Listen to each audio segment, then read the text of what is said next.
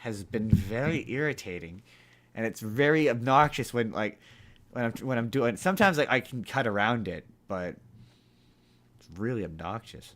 So, also, I discovered I can make my background look blurry, so now you don't have to look at this awfulness. Now it blurs it out, and you don't have to look at my shitty green screen. In fact, I could put another background on, but I kind of figured, uh, this would maybe undermine my point a bit when I talk about. Yeah, no, maybe don't do that. It would kind of undermine my point, but I thought if I turned on a background, maybe it'll stop doing that stupid.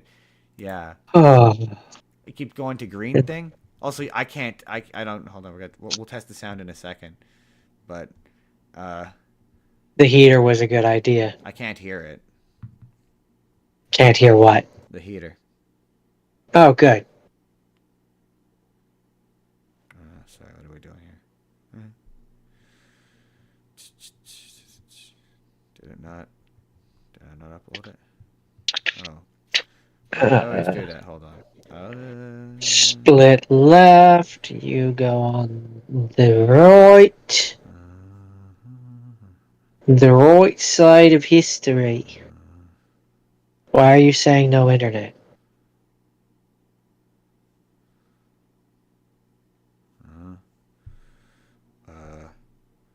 What are we doing? What are we doing here, Jordan? We're doing that. We're gonna do that. What else? Guess we'll do that. Because that's going to be a problem. What's saying you don't have internet? My tablet. Oh, try. Hold on, I just turned my Wi-Fi on and off again. I was just gonna say try that. I usually find that helps. Our Wi-Fi is sticky at times. Okay, posting that. That did it. Yeah, usually does. I find TikTok will be like, "You're not connected to the internet," when my phone is very definitely connected to the internet, and I'm like, "Ugh, it's annoying." Okay. Oh, weird line. I just That. try that. Good. You can hear us. You can see us. We're live. Oh, I didn't mean to do that. Shoot. Stop. Delete. And I'm repping the merch again this time. Oh, you actually managed to get a outfit that allows you to rep the merch. I mean, I just put the merch on top of my other T-shirt, I mean, that's what I and do. I have and I have the heat going. Oh, that is true. You do have the heat on this time. You actually turned the heat on this time. Whoops. Well, not so much that I turned it on as I have my little space heater. Whoops. Same difference. My little it has paid for itself space heater. My goodness, hasn't it? It's been keeping my legs warm all week at my little desk. Keeping my arms warm. Well, arm. Whatever arm is not on the side that it's on is Why does it usually keep doing that? it is usually cold, but that one just goes under a blanket. I was really hoping I had fixed that. Oh well. It has to be a Discord thing because it does not happen when I record Star Trek. It only happens on Discord. I mean, I don't know. that checks out. I thought we had already agreed that it was probably a I know, Discord but thing. I thought maybe I could fix it in settings, and I tried swapping my USB ports, and I thought maybe I could fix it, but nope. Audience just gonna have to do it. This is the YouTube preamble. Yep. While we send the links and post the videos to promote the thing. And dot the T's and cross the I's. Hey, okay. Arkham Shadow. Arkham Shadow. And MetaQuest. You get a year subscription of MetaQuest. We'll talk about that later. 3, 2, 1. Oh, I might have to turn off the blur because my arms get lost in the blurriness. Sorry, that was distracting. In 3, 2, 1. This podcast is brought to you by the Arte Media Pantheon. Please head to artemedia.org to see all kinds of podcasts from our great friends. And if you would like to start your own podcast, they could provide you with the tools and resources to do so there. That is artemedia.org. ARET media.org. On with the show, Jordan? On with the show. So wait, did we do sound test? Yes. And we could hear both of us? To see all kinds of podcasts from our great friends. Okay. And Too long. if you would like to Too start long. It's too long. There's double looping now. It's bad. I just said that. Welcome to the Spur of the Moment podcast, everybody. Sorry, the audio on the podcast when I was editing it for clips last week was just so weird, and I think I fixed it so like now it won't have that weird echoey sound that it had, and also I won't turn on the sound midstream, so there won't be a weird echo on like 10 minutes of the podcast that I didn't notice until I was watching back footage like an idiot. Welcome to the Spur of the Moment podcast, everybody. I'm your host Justin Spurr. I'm as always joined by the incomparable Jordan. I am also here. Jordan's also here. Jordan, I need you to turn down your gain just like a little bit, if it's not already turned down. I have it cranked way the hell up for when I was using it the other day, and you just like screamed in my ear. You always turn it up and then you don't turn it back down, and I don't know that you've turned it up. So then I assume it's at the level that I leave it at, which is at a nice, reasonable level. Yep. I forgot. Anyway, I'm joined by the incomparable Jordan, who just yelled very loudly. I'm also here. There we go. That's better. That was way less loud. On today's show, it's the news, including the Fantastic Four trailer. Apparently, this is a new Smurfs movie. A Plankton movie. Steven Hildenberg is rolling over in his grave. A Jurassic World trailer. The guys who made the Penguin show, they'd say where Batman was. Canceled Flash game. Magic the Gathering movie. When's the X-Men coming to the MCU? And Jordan, you might be wondering, when is that Back to the Future remake ever going to happen? We've discussed it, but we're gonna confirm it today on the show.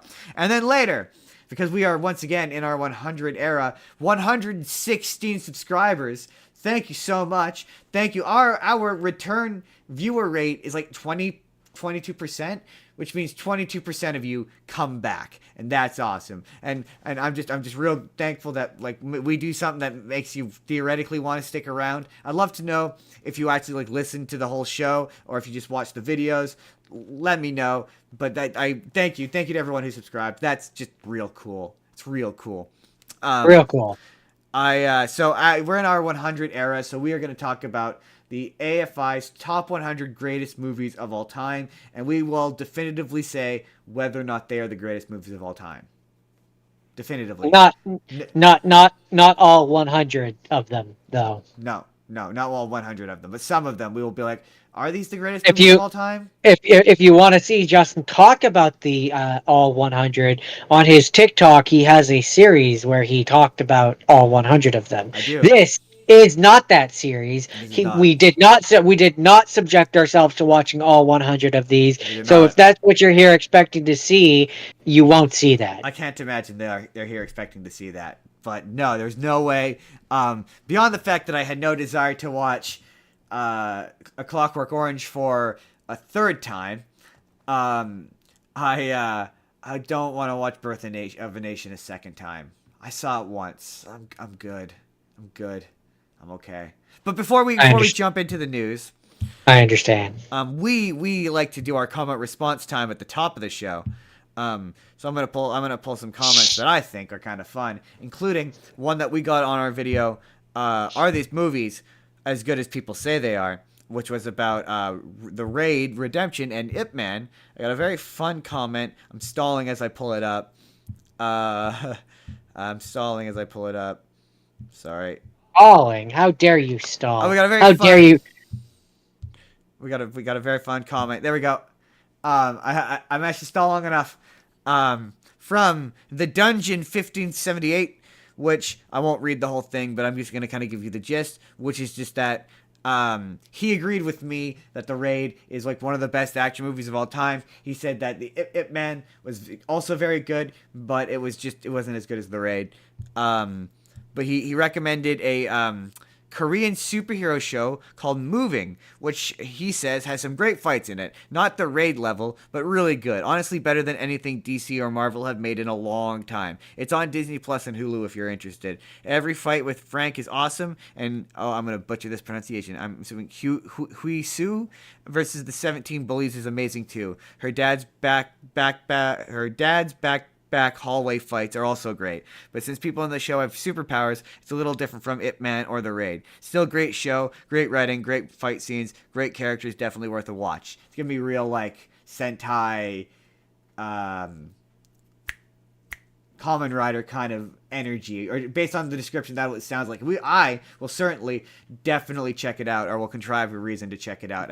Yeah, maybe we'll have to have a foreign episode where we can watch any foreign movie from any country. Just like a blanket foreign movie episode. Yeah, foreign stuff episode, because it sounds like it's a show. Yeah, we might have to. I've been thinking about it. But see, then that's where, and I'm mostly saying this to be a shit disturber. Do we as Canadians count American movies as foreign films? No, we don't. No, because we're not Americans, so technically it's a foreign country. It has to be one of the ones that can be nominated for best foreign picture. So what about Canadian movies? I don't know if those count, but no, as we are Canadian, it would not be a foreign film, so obviously no. And then it was funny. We also got another comment. So thank you for the comment. We appreciate that. That's real cool. We love comments. Leave more comments. We love engaging with them. I love even the mean ones. I love the mean ones. The mean ones are funny. And I love it when people think they got you. I won't mention. There's one we got that was mean that I won't mention, but I love it when they think they got you. But one of them was on our more recent short about Anthony Mackie and what he said about Captain America, which I thought was funny. I think I will pull that one up because I thought it was funny. Just because I kind of know what he said. And I don't know, like when I said I didn't look it up, there we go. I knew what he had roughly said. Like I think I'd seen someone kind of summarize it kind of as I had, and they more or less summarized it the way I did. But the person left a comment that said, "That's not what he said. Obviously, you did not pay attention. He basically said that America is a bunch of lying, dishonest piece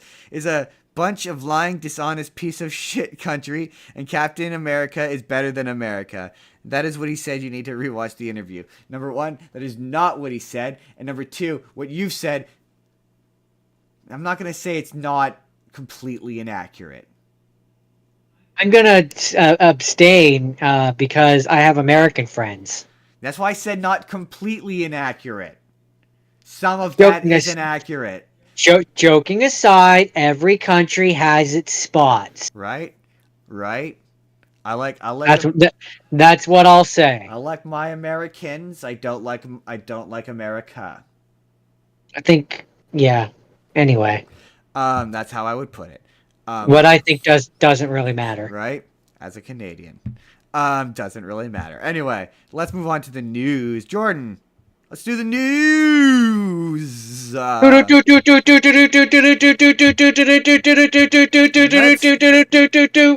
Let's begin this by talking about, and man, I've been chomping at the bit to talk about this all week. That Fantastic Four trailer looks amazing. Like, it genuinely looks so good. I cannot tell you, Jordan, how stoked I am for it. And I know you're gonna attempt to ruin this for me, and I will not allow you to ruin this for me. You're gonna start. You're started. You're doing it. You're doing it. I like things about it. There's things that I don't like. I don't like their costumes. Look, okay. I don't like their costumes. I don't love the bright blue. I'm more of a dark. I get why it looks the way it does. I get what they're going for, and I understand why it looks like it does. They're hearkening back to like a 60s era because that's when it's supposed to take place. Yeah. It's supposed to be like in an older time period. I understand. I just don't like how it looks. I don't like the color. I don't like the coloring. I do wish it was a bit darker. I do think it's funny that in response to the criticism that the Thing was way too naked in the last one, he now has a neck-high suit. It's like, oh yeah, you don't like him seeing clothes? I mean, that's clearly just to make it easier to CGI him, but still. Honestly, he's the one I don't like. The rest of them, I don't mind their costumes. No, It yeah. doesn't really bother But me. Him being like, you could have it where he's wearing the pants, yeah, and like from the waist up, he's not wearing it. yeah. That'd be okay. That But is like the up to the neck thing makes it like it makes me wonder if and I could believe that this is what they're gonna do. If that's the first shot we see of them in their costume, they get into a fight, he loses the top half, exactly. and then the rest of the movie he won't have that top half. Something like that. I'm pretty sure. Yeah, like in the climax he'll lose it, or like yeah, that Or like we'll see that scene of him and the thing Ben Grimm will be like, really, Reed, like why did you, this thing is so stuffy, and he'll rip it off his chest. or something like that. Yeah, I hope. I hope. I I said hope. I apparently he's a combination of practical and CGI, and I love how he looks. I love the design. Oh, He really? looks great. I don't. I don't think he looks very good. I He think that looks I think I phenomenal. think he looked better in the first Fantastic Four movie where it was all practical. I know. I mean, he just looks like he's ripped right from the comics. He looks phenomenal. I love the fact that Herbie's in it. That is such an incredible pull. I think for me, I need to see an action shot with him. It has all. Well, I mean, you do kind of see that one action shot of him running, in the trailer, which I like how he's clearly heavy, like he's thudding along. I do enjoy that. Yeah, this isn't an action heavy trailer. It's really more concerned with like setting up the tone of the thing. I will say when I saw the shadow of Galactus's head, I was like, oh yeah, no, out loud, I was like, oh my god. Like, it is the stupidest fucking head I've ever seen. Oh my god, it looks so great. Happy. Like it looks so accurate just from the shadow that we saw. It could be terrible. It looks so accurate. And that would be enough. This movie could be terrible and that would be enough. No, this trailer, it has me tentatively excited. It's all of my favorite parts. Like the last one, the fatastic. That one was so it wanted the Fantastic Four to be a serious action movie, and the Fantastic Four is not a serious action. They're not serious action characters. The best parts of it, not on their own, they're not. They are. They can be when they're teamed up with other characters, in my opinion. Like the Civil War storyline. Reed Richards gets pretty fucking serious in that. Yeah, they can be, but on their own, no, they're not really. No. And like my favorite parts of the 2000s movies are where they're just like hanging out. Like, 'cause that, to me, that's what the Fantastic Four kind of is. Like, it's like, yeah, it's a little bit of action, but it's mostly the family interacting with each other. Like, and this movie, like, gets that. And yeah, clearly, the bit where he's cooking with Herbie, that's clearly, like, this is the opening scene of the movie. Of them being like, we're the Fantastic Four, we're awesome. Like, that's like, clearly, like, an opening scene kind of deal. Right. Yeah, again, the fact that Herbie's in it, Herbie is a deep pull. Like, I like, the kids aren't gonna get who Herbie is. I get who Herbie is. I know you probably don't remember who Herbie is, but not really. We used to watch. Right? You remember that really cheap Fantastic Four cartoon? Fantastic Four. No, that's the '90s one. It's like okay. We'll do. Remember Doc, Bruce Banner. Oh yeah, yeah. There's a Fantastic Four equivalent to that. Really, you went for that and not Spider-Man. Oh, does whatever a spy. That's also the '60s. That's the '60s, but that one's not made by the same. It's not as cheaper as from what I recall. The Fantastic Four one is equally as cheap, but yeah, that era of show. And at the time, no, I think that Fantastic Four might have been the '80s. Because for whatever reason, they weren't allowed to use the Human Torch. So that show only has the Thing, Reed Richards, and Sue Storm. And then they fill in a fourth character with Herbie, who's a robot. And that's who's in the trailer. That's the robot that's... Then they're not really the Fantastic Four, are they? They're the Fantastic Three. Yeah, there's some... I think there's some... They're the terrible trio. Yeah, there's some legal reason. I don't know why, but yeah, they for whatever reason, yeah, they had that Herbie. So that's who Herbie is. Which I love that little scene where he's like, I'm not saying you're not doing a good job. I just, we're, I just need to throw in a little extra. You're throwing a little extra. I really quite enjoyed that. No, I'm legit. I love the aesthetic, the retro future. Like, it really reminded me of Tomorrowland, where it's like it's the future, but it's also like the '60s. Like, I really dig that. The fatastic car. Like, oh my god. Like, it's this and it's Superman. Like, I'm really stoked for this. I'm very interested to see how they tie this into the rest of the MCU. The rumor goeth, the theory is that and someone pointed out that the shots of Sue Storm looks like she's been digitally altered, but that she's pregnant, and she's pregnant with Franklin Richards, and Galactus is like attracted to Franklin Richards and has come to Earth looking for him, and basically Galactus like destroys their universe, and then they hop into the MCU, and then the Galactus is gonna follow them. Interesting. That's okay. That's the rumor. That's the theory. Anyway, I don't know how accurate that is, but so then the question, I suppose, is Doom going to be in this, like, as a post-credit scene? Is it going to be him that they team up with, like Robert Downey Doom? Is it going to be him that they team up with to hop over to the MCU? Maybe. Well, like, that's another thing, is apparently he's not like signed on for it. He's only doing like the 2 movies and that's it. And then like a proper Doctor Doom is going to come in. And there will be an explanation for why he looks like Robert Downey Jr. So yeah, you could be right.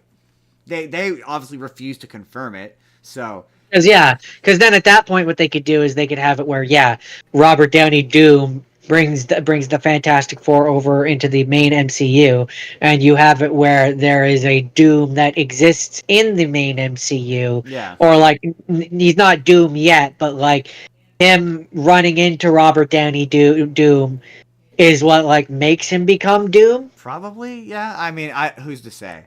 But I am either way. I'm stoked We for are. the movie. We're going to predict it right now. We're going to say that this is exactly what's going to happen. I mean, yeah, this is the spur of the moment prediction. I mean, he's absolutely in a post-credit scene that they think is clever. He's gonna walk out of a portal and be like, "Hi, I'm Robert Downey Jr. You want to come do a Doomsday with me and make a bunch of money?" And they're gonna be like, "Yeah, we do." Doom money. Jordan, I sent you. This was a trailer that popped up. I thought it was a fake trailer.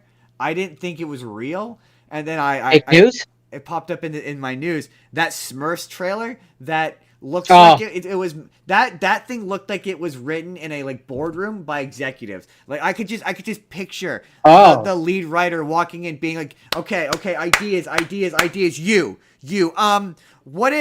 What if Papa Smurf's brother was there? That's a character we've never seen before, right? Like, and there will also be Gargamel's brother, and we're gonna find out that Gargamel's brother has been hunting this whole other group of Smurfs, which is Papa Smurf's brother. And no, Justin, it's bold of you to say that you feel like an executive walked into a room and fucking they wrote this. To me, it more screams like they had a dartboard, like a wall with like different ideas on them and just threw darts at it, and that's what the movie is. It's a weird thing to be like, everything you know about Smurfs. What if you didn't know anything? And like, it's also doing they come to the real world, but this trailer doesn't have a single live action actor in it. It's just establishing shots of them in New York, and I'm like, didn't this movie come out in like 2011? Like, what is this? Who is this for? Yeah, the first one did this, but then they also have shots where they're going from like universe to universe, and we see them in different animation styles, and it's like, oh, so the real thing is going to be that the human world part of it is like a bait and switch, and it's actually going to be about them going from universe to universe. And very obviously, one of the universes, because they would be stupid if they didn't do this, one of the universes that they end up in will just be the traditional 2D animation. Yeah, I'm pretty sure you're right, because I'm pretty sure that pops up in that quick montage in the middle of the trailer. But if they did, I missed it. But like, okay, yeah, why? Just a question when I was watching this trailer, I had to send it to you because I was like, this is, and I included it because I was like, why has there been 4 Smurfs movies? This is the 4th Smurf movie. It's the 3rd reboot. This is the second time that they've tried to reboot this franchise with a I mean, different person playing Smurfette. I'm just gonna ask the same question that I asked last time, which is, do kids even know what the Smurfs What? are? Yeah, that's it. Like, are the Smurfs popular? Like, are they popular figures? That Like, how is this do game they financed? I don't do understand. they still make like a Smurfs show for children to No. watch? Like, Is there like is there like an executive somewhere with unknown market research that's just like, yeah, the Smurfs are really profitable. Like that they've been able to, again, this is now the second time they've rebooted this with a different girl playing Smurfette. The last time, and to be fair, the last one was all right. It's a pretty decent movie, but the last one that had Demi Lovato in it. Like, this is now another reboot of this franchise. Like, somebody is agreeing to spend the money on this. Like, do these have a tight return? Like, I just remember the second live action one being terrible. I mean, Smurfholm syndrome, Jordan. Smurfholm syndrome. I mean, to be fair, I don't really remember the first one being like spectacular. No, it was just kind of alright. Okay, yeah, and so I don't get it. Just kind of a I by the don't get it. numbers. They're cartoon characters and they come to the real world movie. That was fine. And I think it had James Marsden in it. No, Neil Patrick Harris. That's right. That's the first one. Neil Right. Patrick. He's also, I'm mixing up my animated character comes to the real world movies. was, They're all blending together. he's also in the second one, Sorry. Even worse. My blue cartoon character comes to the real world movie. Yeah, he was also in the second one. Yeah, it was him, and the love interest was the girl from the counselor from Glee. Oh yeah, right. Yeah, this was her. Yeah. That checks out. And so the science is down. You know what, Jordan? We've got two more trailers. No, because I've got two stories that are adjacent. Okay. Let's do this one. Jordan, you'll never guess which beloved SpongeBob the SquarePants characters is getting his own spin-off movie, Jordan. Well, now see, if you had wanted me to properly guess this, then at the top of the news, you wouldn't have said, also, there's going to be a Plankton movie and such will be rolling over in his grave. So, being that you have said that, I feel obligated to guess Patrick. I mean, he already got a spin-off. It's called the Patrick Star Show, and it's apparently also not very good. Oh, Sandy? No, she already got her own spin-off movie. Mr. Krabs. Jordan, it's Plankton. We both know it's Plankton. Why are we doing this?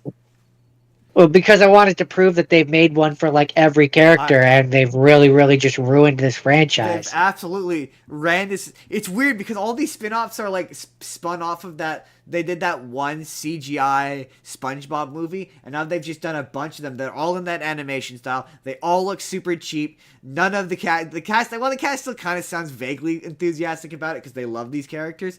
But like, it's so awful looking. Like, none of them look good, and they all kind of look like they're in the art style that I don't know if you remember Sponge Out of Water. That's the awkward 3D. The awkward 3D. They all look like that.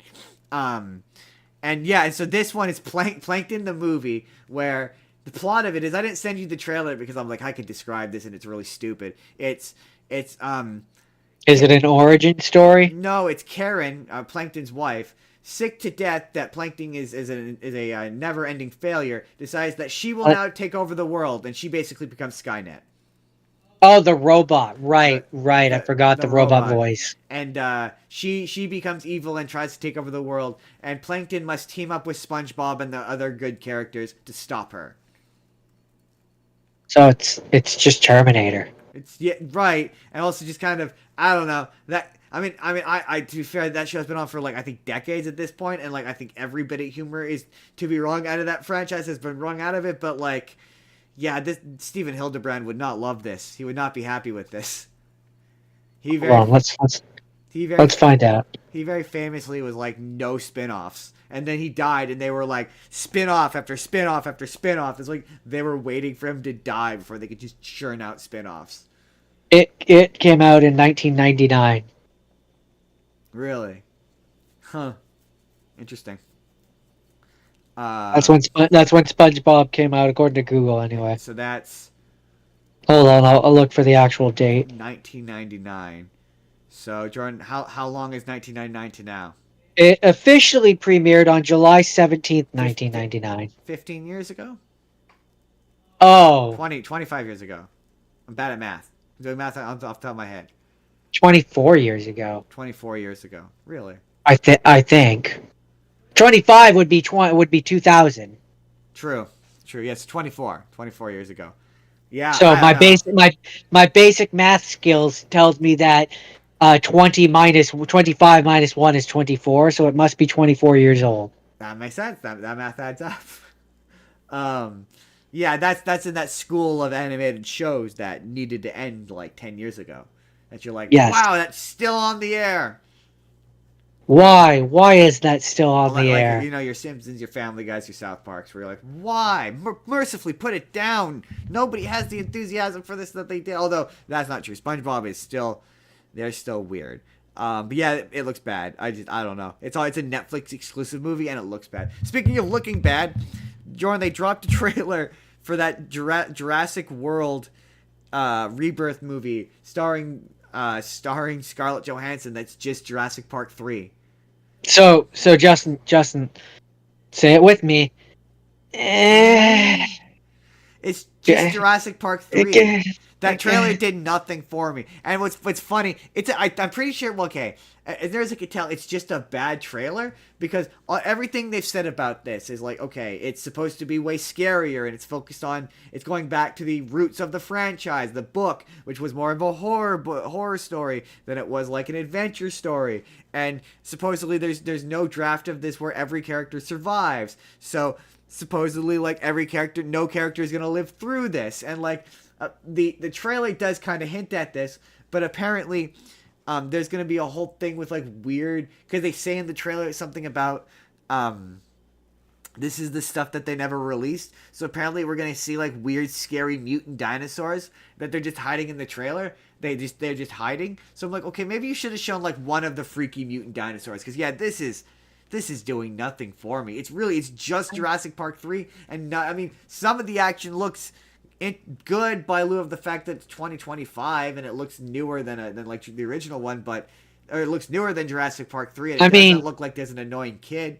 But the thing, mutant dinosaurs aren't exciting. We had Indominus Rex. We had the spine back one from Jurassic Park 3. Like, we've had mutant dinosaurs. That's yeah, not. but apparently they're gonna do like horrifically mutated ones this time, like ones that are like real freaks of nature. From what I've heard, I don't. Like I say, this trailer did nothing for me. There's nothing in there that makes me go, why are we doing another one of these?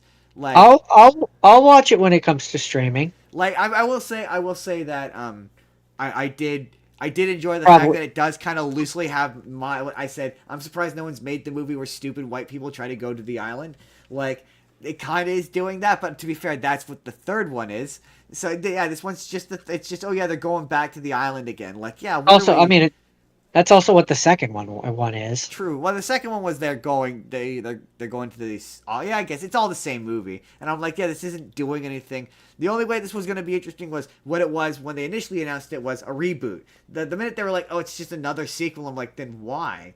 Like, what is Scarlett Johansson doing that's any different than what Chris Pratt was doing? Like fundamentally, like, or well, or I mean, I like Scarlett Johansson more. She has boobs. I mean, that is a real low bar.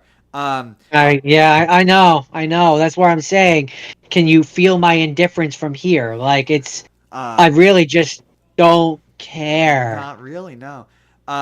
So have you've listened to on sponsor of the show, Audible? You've listened to the Jurassic Park book, right? The first one, yes. I don't think I've listened to the second one. Fair enough. So apparently the movie is going to include. They're finally going to use a scene that they didn't use in the original Jurassic Park movie. That's from the book, where it's the infamous T-Rex chase scene from the novel. For those unfamiliar, it sees Alan Grant and John Hammond's grandchildren, Tim and Lex, trying to float through a lagoon on a rubber raft, all while trying not to wake up a sleeping T-Rex. Things go poorly, as they often do in Jurassic Park, leading to a big chase scene. Does that sound familiar to you? Vaguely, but there's a lot of those, so it's apparently this new one. We've had like 20 years of dinosaurs chasing, so Yeah. Kind of just all All blends together. blends together. Yeah, I'm not interested in that. That's it. That's it for the trailers. That was trailer rapid fire, rapid fire. That was all the trailers. Um, that's not the name for that. I don't have a name for it.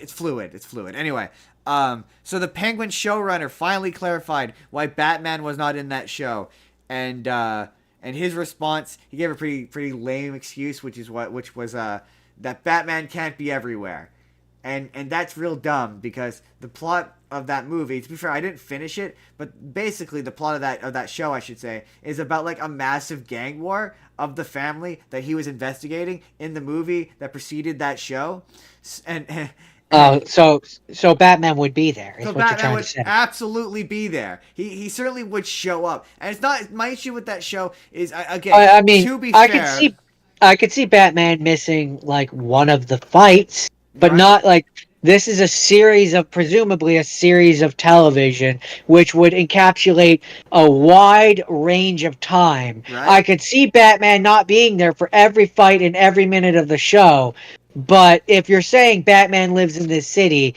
he would be there for at least some of the events of this thing that are happening over a wide range of time. And to be entirely fair, if I'm wrong Or about this, if he couldn't be there, he would send Robin. Robin doesn't exist in this universe. But Well, no, he didn't in the movie, but this takes place after the movie and could have been the place where you bring in Robin. I mean, sure, but yeah, no, to be 100% fair, I didn't finish it. So maybe over the course of the rest of that show, he mentions Batman or the Bat. Like Batman doesn't need to show up on that show. Like I get you can't get Robert Pattinson, but at least pay him lip service. Like at least mention him by name. Be like, oh, the Bat busted up this smack house on downtown Gotham Street. Like then I'll be like, okay, Batman has to be involved in the story. Like you can't just like pretend he doesn't exist. And again, to be fair, maybe in like the rest of the show they do bring him up. Based upon what I saw, no, they don't mention him, and it was weird because they kept mentioning the Riddler, but they just didn't mention Batman. Like, yeah, Batman is a part of the ecosystem of the city. Like, he should always be top of mind to criminals, especially like this far into his career. Because in the Batman, he's like year 2 or 3. If he was like a year 1 Batman and he was still new, I could forgive it. But he's too established as a figure in Gotham to not be involved in the story. Like he doesn't have to literally be there, but he has to be there. If that makes sense. It does. I figured it would. It makes perfect sense to me. I figured it would. And that's all that matters. It really does. So, Jordan, okay, this next story. So when I pulled this story, I only kept it because of its headline, and I just needed to know what this was about, and I thought it would be funnier if we discovered what this story was about right here together. Okay. So, Jordan, this is the headline: Frozen director making new shark attack wedding movie. That's what I saw. So, like, the Disney movie Frozen? That's my... Or is he a director that has been frozen in ice and unthawed specifically to make this movie? That's what I'm saying. Okay. That makes sense. So Adam Green is making a new shark attack movie called The Ascent, sorry. Green is known for directing Frozen in 2010, not to be confused with the 2013 Disney animated movie of the same name. Frozen follows 3 friends who become stranded in a chairlift. Oh, I do know this movie. In a chairlift overnight after a day of skiing, which forces one of them to make some horrible life or death decisions in order to survive. I'm pretty sure it ends with one of them jumping and breaking their legs. I'm almost entirely positive. I'm pretty sure I actually know that movie. But also, like, just a commentary on the site I use, that was confusing. The title of that article made it sound like you were talking about the Disney movie. I'm guessing probably to be clickbait. Shame. Probably. Almost certainly. Avatar, the James Cameron one. The one that's just slowly becoming Avatar, the Nickelodeon show. Because they revealed... Air? Is the next one Air? No, Are they going to do Air after Fire? No, I don't know what they're doing after Fire, but the next one's Fire. Yeah, I know. They did Water. Yeah. They're doing Fire, and so the next one has to be Air, right? Presumably. Unless, wait, Wait. Unless the first one that Jake came from was air because they have the flying beasts, which would then just straight make it Avatar because then he started with air and already had air. I would argue they're air, and then then they went to water, and then the next one is fire. I mean, if this was Avatar, the next one would have been Earth. Yeah, that's true, but they couldn't make it 1-to-1, or people would have just But called it straight out. but also the fire ones are supposedly the bad Navi, so you know. But he released, or at least I saw they released some concept art for what they look like, and yeah, they sure look like the Fire Nation. I don't know how to describe it, and I don't know if I could show you on stream, but just trust me when I say they look like the Fire Nation. In fact, if I make a short of this, which I probably will, I'll probably put it on screen, so then you can watch it later and see that I'm right. And then you can leave a comment and say that I'm right. And hit the like button. And you can hit the like button. Always. Oh yeah, we have to do that. We never do the YouTube stuff. Like the video. Like, subscribe, share. Share. Do the stuff. Do it all. So do it now. Pause the video and do it now. You don't have to pause the video. You can. We'll wait. We're live. You don't actually have to pause the video. You can do it while we're live. I was talking to future people that aren't watching it live. Oh, fair. No, fair. That's fair. Yeah, you guys can pause it, but the ones who are watching it live, you don't have to pause it. But Jordan, also as the person what currently who's monitoring the chat by watching it, you should also leave a like. I already liked it. Okay, good. You did the correct. I always do that. That's good, Jordan. WB Games they be fucking up, Jordan. They be fucking up. Because what did they do now? Well, I mean, previous week we discussed how they canceled Multiverses, a quite successful online multiplayer game. Apparently, it's funny that you say that because I've seen stuff which says that they have enough content to go to like season 10. Yeah, I know. Which doesn't tell me that they got canceled. Yeah, no. Apparently it's getting shut down. They shut down all the servers. I think they're leaving it for a bit, and then they're going to slowly shut down servers. So they're not immediately shutting it down, but they're going to be shutting it down. I don't know when, because I don't play that game and I don't care. But that's just what I heard. I heard it from. To be fair, I get a lot of my gaming news from TikTok. So, and I never vet it. And also I think that was in from my news site last week. Anyway, remember that Wonder Woman game that was going to use the Nemesis system? I recall. Apparently the production of that has not gone well. It's apparently gone through several changes. Now it's apparently not going to use the system, and it's just going to be a generic action-adventure game. Of course it is. And apparently WB Games...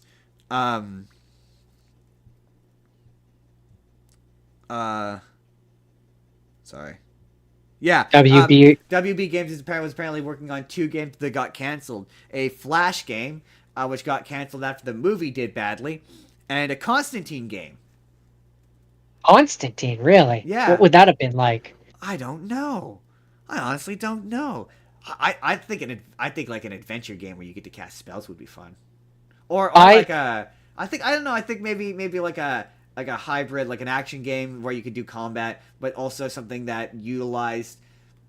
I mean, it's WB Games Montreal, so like the Arkham games maybe, where it's part like mystery solving, part.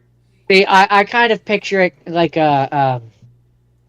almost like a whatchamacallit, Assassin's Creed open world kind of game. I guess that's kind of like the Arkham. Yeah, an open world game, something where you can really do. But I would also make it part that and part RPG, where as you go on, you can learn different spells and do different things. And my favorite is that hybrid where it's like an action game that has RPG elements. Where you can like your Harry Potters, for example. Where it has a skill tree and an RPG leveling system where you can upgrade your spells and whatever. Because he's a spell guy, right? So you want the ability to have spells. But because he's to be fair, I'm not a big Constantine comic book guy. All of my knowledge of him comes from the Arrowverse and Matt Ryan, who is like Matt Ryan Constantine, in my opinion, is like he's like one of those guys who like is that character. You would know him by voice. Well, no, did you get to the point in the Flash where he showed up? Has he shown up on the Flash? I don't think so, but I've seen him in enough of the animated DC Yeah, movies he's that phenomenal in that. I'm aware of him. Yeah, he started off he started off he had his own show on NBC that got canceled, and then they brought him back to play him on Arrow, and he was just he floated in and out of Arrow. I don't know if he ever showed up on The Flash, and then they made him a regular on Legends of Tomorrow. And in the second or third season of that show initially starts off, it's kind of like sort of like Doctor Who, where it's like a time travel adventure show. But then I'm pretty sure it's the third season, he becomes a main lead character, and the season long arc is about him, and it becomes about magic. So it's like a science fiction fantasy show where like one of the episodes is they fight a unicorn who is like, it's the kind of unicorn mythology where like they're horrible predators who like stab people with their horns, and the show becomes amazing. And he's just really good. So he's up there for me as like almost like like Ryan Reynolds, or like shoot, Hugh Jackman. People who are just like, they're just that character. You know what I mean? Yeah, like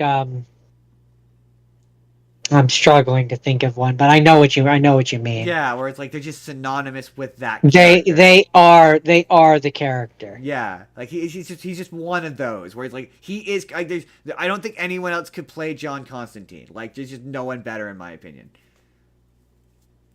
I'm trying to think of another example. I mean, Jim Carrey as Ace Ventura. Yeah, but I'm not more meant in terms of comic book characters. I know. Oh, oh my God, staring me right in the face. Robert Downey Jr. is Tony Stark. Grant Gustin as the Flash. Grant Gustin as the Flash. Yeah, where they're just like certain actors. They're just born to play that character. Like no one could play that character better, and he's just one of those. Where there's no one I think who could play John Constantine better. So Jordan, they've announced this a bunch of times, but it always pops up in my feed, and I thought it'd be a fun thought experiment. They've sort of announced that at Legendary, I like that company. The Magic the Gathering, they've sort of announced that they've got a TV universe and a movie universe kind of in the works, in development at Legendary, which is the company that did World of Warcraft and Blizzard. The Godzilla movies, the MonsterVerse movies. They're doing what? They're doing Magic the Gathering. Interesting. Okay. I'm not really as I mean, I love playing the card game, but in terms of the actual lore and story of the world, I don't have as much of a fondness for that as I do like Warcraft. Okay. Here's the experiment. What would you do? What do you do for Magic? I will tell you what my pitch for it is, and it might surprise you, but I want to hear what would you do with Magic the Gathering? Let's keep it simple, and we'll just say movie. You're making a movie. Okay. If I'm doing a movie, I'm doing a movie where either one or two, I'm thinking like a group of friends, teenage friends from our world, are playing Magic the Gathering, and it's like the Dungeons and Dragons TV show where they end up as planeswalkers in the Magic the Gathering world. Like they go through a portal into the world and become the planeswalkers, they have magic abilities, and they can do the summoning, and we have similar ideas. Yes, yeah. For people, I guess, who don't know, the in-universe kind of story of Magic the Gathering is like when you play the card game, you're a planeswalker who has the ability to summon interdimensional creatures from all kinds of dimensions and travel through different dimensions. So we kind of have a similar idea. Mine is kind of slightly different. And the only difference being is instead of going to the Magic the Gathering world, it would be a reverse. The Magic Gathering comes to our world, and it's like I basically do a chosen one narrative. I know it's a cliche, but it's a cliche for a reason. Where it's like you have a main lead character, and they basically get told that they're a planeswalker, and it's about them learning to like summon monsters and stuff. And then you have like a mentor character and like a comedic character, and then the Magic the Gathering like characters can like come to our world. That's my idea for it. We've had just recently, we've had way too many X character comes to the real world movies. I want to go back to us goes into fantasy. I mean, I'm not against that. I guess maybe I would do a blend of both, where like he has the planeswalker allows him he can travel between like multiple different dimensions. I think maybe that'd be kind of fun. That would be fun. I just the See mechanic of like what walking planes is just what I want. And then then you yeah. have I would set it up where it's like, yeah, in the first one, they whatever the hero is, if there's multiples or not, go to the planes world. Maybe they learn it all from some wise master or something, and then set it up for the sequel, where in the sequel that world starts to bleed over into our world, and that's where you have it more like you see like maybe a statue of one of the planeswalkers is replacing the Statue of Liberty. Like it's a blending of the worlds or something like that. like to me that's sequel material. I'm sure there's like a hardcore Magic the Gathering fan that's like telling us we're like blasphemous, like there's a deep lore that we should give a shit about. But like I'm just like, yeah, I just have one of the planeswalkers that's on one of the deck. Like I think Chandra is one of them. It's just basically like have the iconic planeswalkers be like one of them is the bad guy, and then have it where it's like, yeah, there's like multiple people from our world. They all become planeswalkers, and yeah, it's all about them learning how to like just don't do like a generic fantasy story. Like involve the mechanic of you. Like the number one reason to do a Magic the Gathering thing is to involve the mechanic of like playing the game in some way. Yeah. And so like I want it where whatever the story ends up being, if any part of it comes from the real world, like assuming they don't just jump past the real world and just do a planeswalker story about one of the many heroes from that world. Yeah, but if any part of it takes place in the real world, I want the Magic the Gathering card game to exist in our world so we can have the controversial and confusing question of, okay, so wait, did someone from the Planeswalkers world come to our world and create the card game? Oh man, did the card game like they'll probably totally do that. Well, they'll do a Yu-Gi-Oh thing where they're like, these are actually a code for. No, these are actually ancient spells that have been distilled down to a basic card game. I absolutely want that because it would be so ridiculous. You'll just turn to Yu-Gi-Oh. I think it'd be ridiculous, and I absolutely want that. That'd be funny. But then, I mean, I also think it would be hilarious. And this is one of the few times I would say this with like an anime type thing. I think a live action anime Yu-Gi-Oh movie would be hilarious to have real life people standing there with the cards and like going through all the same actions that the anime does. So funny. That would be hilarious. I just can't believe that Japan hasn't. Yu-Gi-Oh would be very easy to do a live action version of. Like of the anime, it's the easiest to do. Like I mean, I would just make it. I would just give it I would make it look like aesthetically. I would make it look like that Speed Racer movie where everyone just looks like they do in the cartoon, but it's like extra exaggerated. Because I think that, or a better example would be if you've ever seen there's the Phoenix Wright movie, which they've tried to just make it look like the games in a way that I haven't seen that. Works for me. But it's funny. I would do the same thing with this, where I would give him the big stupid hair. Although I think it'd be funny if you completely tried to Americanize it and just took away all the hairstyles. I think it'd be funny too. Either way, I just think the idea of seeing a group of people, like the people standing there with the cards, it has to be like the actual physical cards. Like you have to have the real cards. I'm just like, yeah, you tried to do Attack on Titan multiple times, and you've never tried to do a Yu-Gi-Oh movie in live action. It would totally work. Right? You can't sit there and tell me it wouldn't work.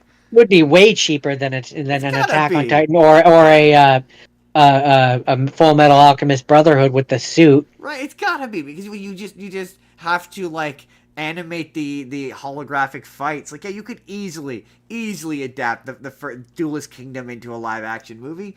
Like that, you could condense. You maybe cut out.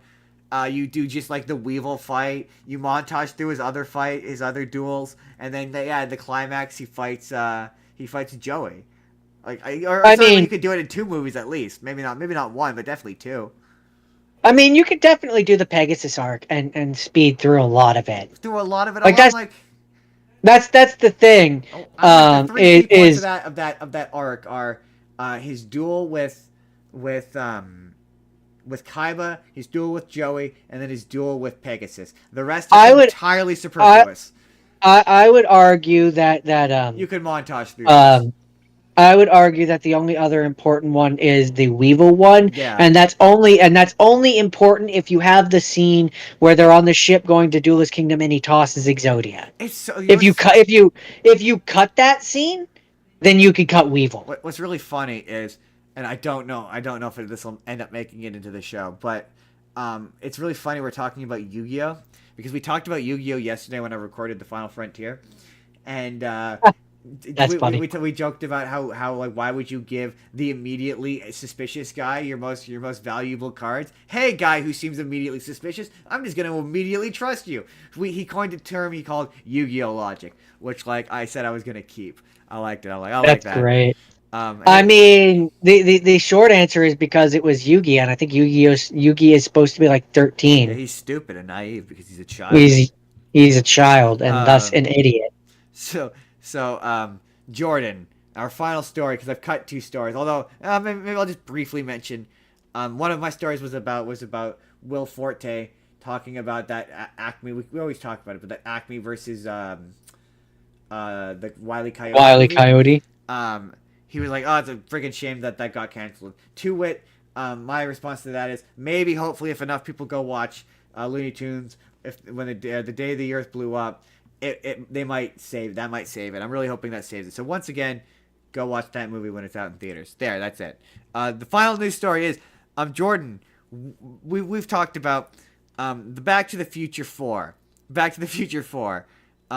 When will Back to the Future 4 or a Back to the Future reboot happen? Hopefully never. Yeah, okay, but Jordan, when will it actually happen? Never. No, you're not. No, I'm setting you up for a gag here. When will it actually happen? When hell freezes over. No, over Bob Gale's dead body. Yeah, I said the same thing. Let's do that again. Jordan, when will Back to the Future 4 or Back to the Future reboot happen? Over Bob Gale's dead body. And Jordan, you'll never guess what Bob Gale had to say for fans hoping for 4th entry to the iconic sci-fi franchise. Fuck off. Wow, you're close. He says, people always say when you're going to do Back to the Future 4, and we always say, fuck you. Yeah, so I was close. Fuck off. Never. Fuck off and die. When he dies, over his cold, dead body. The minute he is dead, you will know he is dead because that's...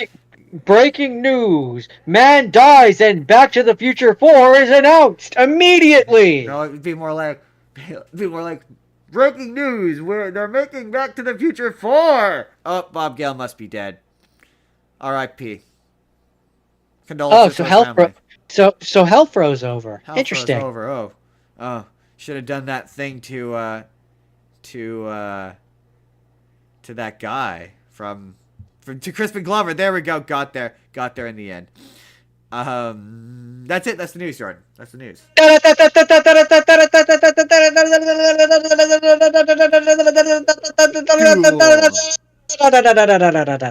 So Jordan, today's episode. I mean, every episode from now on is obviously you go check out the Spur of the Moment Patreon, where you can, if you want to pay us $2 a month, which is like pennies a day. For pennies a day, you could feed us. You could feed us a coffee. I'd probably buy like a coffee. That'd buy a coffee. That'd buy me the occasional lunch. One coffee. You're both of us. You could put in $1, or if you want to, influence the show in any significant way. You're like, hey, they should watch a movie or a show, or like even if like one day you're like, oh hey, maybe we want to do like a fan movie night. Pay us, and we will take the time out of our week to do that. And you could do that by going to the spurofthemoment.com, the Patreon. And if more of you do that, then we'll spruce the page up, add more options, more rewards, make it, better. Make it better. Right now it's bare bones. If you go follow for free, and then enough you follow for free, maybe we'll spend some effort on it. But this episode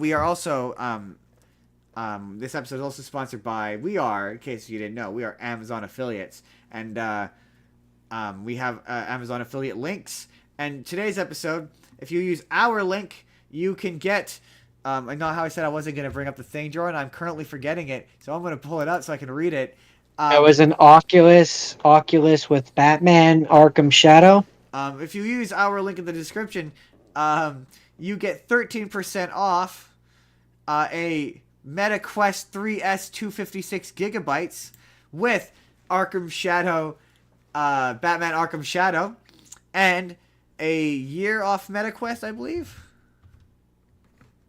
And 3-month trial of MetaQuest. 3-month trial of MetaQuest, and if you order it now, before February 12th, I believe. February 12th, yeah. You get free shipping. And yeah, you get a MetaQuest 2, and if you use our link, you help the show. You get a MetaQuest, you get a cool toy, and you help the show. So yeah, use our link. Win. We'll use our link and have how it's a decent price for what that thing is. Those things are usually very expensive. It's under $500, I believe, which is pretty good deal, and you get 13% off. So that's pretty sweet. Yeah, use our link. Go do that. Do it. Do it. Do it. Do it. Do it. Do it. Also, do it. If just this is just for people who maybe know me personally, if you're gonna buy something off Amazon, let me know. I make a commission now. Do it. That was the sponsorship section, George. It's time to move on to the main event, main part of the show. Main part of the day. Da da da da. Main event. Main report time. And this week, as we are in our, as previously discussed, our 100 era, 160 subscribers as of this morning. Who knows? We maybe have more. Who's to say? Who's to say if maybe we gained more while the show has been going on? Jordan looked at the original. I don't remember what year the original list came out. AFI's, which is the American Film Institute's top 100 movies of all time. These are the movies that the American Film Institute have declared the American movies to be the greatest of all time. Jordan has the original list. And then, I believe it's 10 years afterwards, because I have the 10th anniversary list, they updated the list with more modern movies. Because I, as previously discussed, did a series on TikTok, because I was trying to make a series land, where I talked about these movies, and I tried to do a second season with the 10th anniversary version, and I got like 3 in, and I was so burnt out I never finished it. So I wanted to go back to this and maybe take a swing at some of the stuff I hadn't watched before. And Jordan had to select from the original list, and he had to pick some stuff he hadn't seen, and my one stipulation was he had to pick a Charlie Chaplin movie. So, spoiler alert, we're going to talk some Charlie Chaplin. But, Jordan, let's rapid fire our way through some rapid fire. What's your first rapid fire? My first rapid fire, we had to go back to 1937 and watch Snow White and the Seven Dwarfs. Oh, God, that movie's really good. It holds up very well. Surprisingly well. It's also nice and short. Yeah, well, it's an hour and a half. Is it? Not the short. It's like an hour and a half. Oh, I thought it was only an hour 20 for some reason. It's like an hour and a half. I mean, it's a classic for a reason. It's the animation is, especially for when it came out, like it's right. Hand-drawn cell animation. Very pretty. Very, very pretty. Had a budget of $1.5 million, and the box office. What is that? Is for. I wonder what that shakes out to with inflation. I'm not sure. I just know that it says with international earnings more than $8 million during its initial release against a $1.5 million budget. I mean, it's sort of becoming the highest grossing film of 1938. Yeah, it's sort of the reason why Walt Disney was as successful as it was, because nobody thought that movie was going to do well, and it was very, very expensive because animation is very expensive, and it's really good. It was re-released theatrically many times until its home video release in the 1990s. Yep. That movie Mandela affected me because I didn't realize that there was like a reprise of Hi Ho, because I think one point I had a discussion with someone where it was like, it's off to work you go, and it's like, and then I was always like, home from work we go. I'm like, those aren't the lyrics. That's wrong. It's off to work I go. It's like, oh yeah, and then because there's later in the times movie they sing it. Yeah, later in the movie when they head off to work, it then becomes it's off to work we go. I don't remember them singing this twice. I Mandela affected myself. But But also, yeah, I think But yeah, I've made this joke before that Snow White is insufferably perfect in that movie. She's just nice and just, and I also like, she's also incredibly dumb. Like the ending where he's like, no, Justin, naive. I mean, she doesn't, She's she naive, doesn't which is listen. a nice way of saying dumb. She doesn't listen very well because Doc very specifically is like, hey, don't trust anybody who isn't us who comes knocking at the door. And Snow White's like, I'm gonna eat that apple. It looks so good, and I'm trusting and naive, You don't listen very well, which is just a fancy way of saying stupid. right? I really needs to practice those active listening skills, is what I'm saying. Um, But yeah, it's it's Disney's first movie. yes, it is. And What a first movie! what a first outing. And What a first it launched. outing. It's the movie that launched a big career. I mean, we all know Disney. What else can I really say Right? about Snow White? It's iconic for a friggin' reason. It's stood the test of time, and even in 2025, it is an enjoyable watch. Right? Right? So yeah, this is a darn good movie. Is that it, Jordan? Is that it for Snow White? That is it. Apparently, when it premiered, the film received a standing ovation at its completion. I understand why. I mean, look, I I would like to get I do. I would like to get a standing ovation, upon completion. I'm not playing this game with you. I'm not. No. Anyway, What's your first rapid fire? With these movies, a lot of these movies, I become really interested in like we always talk about putting a movie like in its context or in its time, and like with a list like this, you really have to do that. And so my first movie I watched was a movie called Network, which came out in the 1970s. And okay, I'm gonna try to do this as fast as I can. But Network, very very briefly, is about Howard Beadle, I believe is his last name, a network news anchor who, due to low ratings, is about to be canceled and taken off the air. And he's being forced to retire after like I think a certain amount, very long time of being a news anchor, and he freaks out and has a break, or he freaks out and he threatens to kill himself on national TV, and everyone is so indifferent that they're not really paying attention, and they all go, wait, did he just say he was going to kill him? So he's like, in a week from now I'm going to come back here and I'm going to blow my brains out on national television. And so then they fire him, and they give him basically he asks for the opportunity, because of all my years of service, can I go on the air and like basically apologize for doing that. And he goes back on the air and he does the same thing. He starts to freak out again. He's like it's all bullshit. The world's bullshit. Everything's bullshit. And they start to talk about the whole, basically the major overarching plot of the movie is that this corporation is taking over this company which owns this news company, and they're slowly trying to corporatize news, which may sound familiar to you because that's kind of what Fox News and CNN is. What? No, that's not what our real world has become. Corporately owned news. And so, he wants an opportunity. So he's like, it's all bullshit. The people who control this are this corporation, the name of the corporation. And this sparks the lead director of programming, who like just wants to make sensationalist television. She's like, well, what if we had a program where it was like major crimes, the major crime hour, or like, the major traffic accident hour, like just horrific stuff.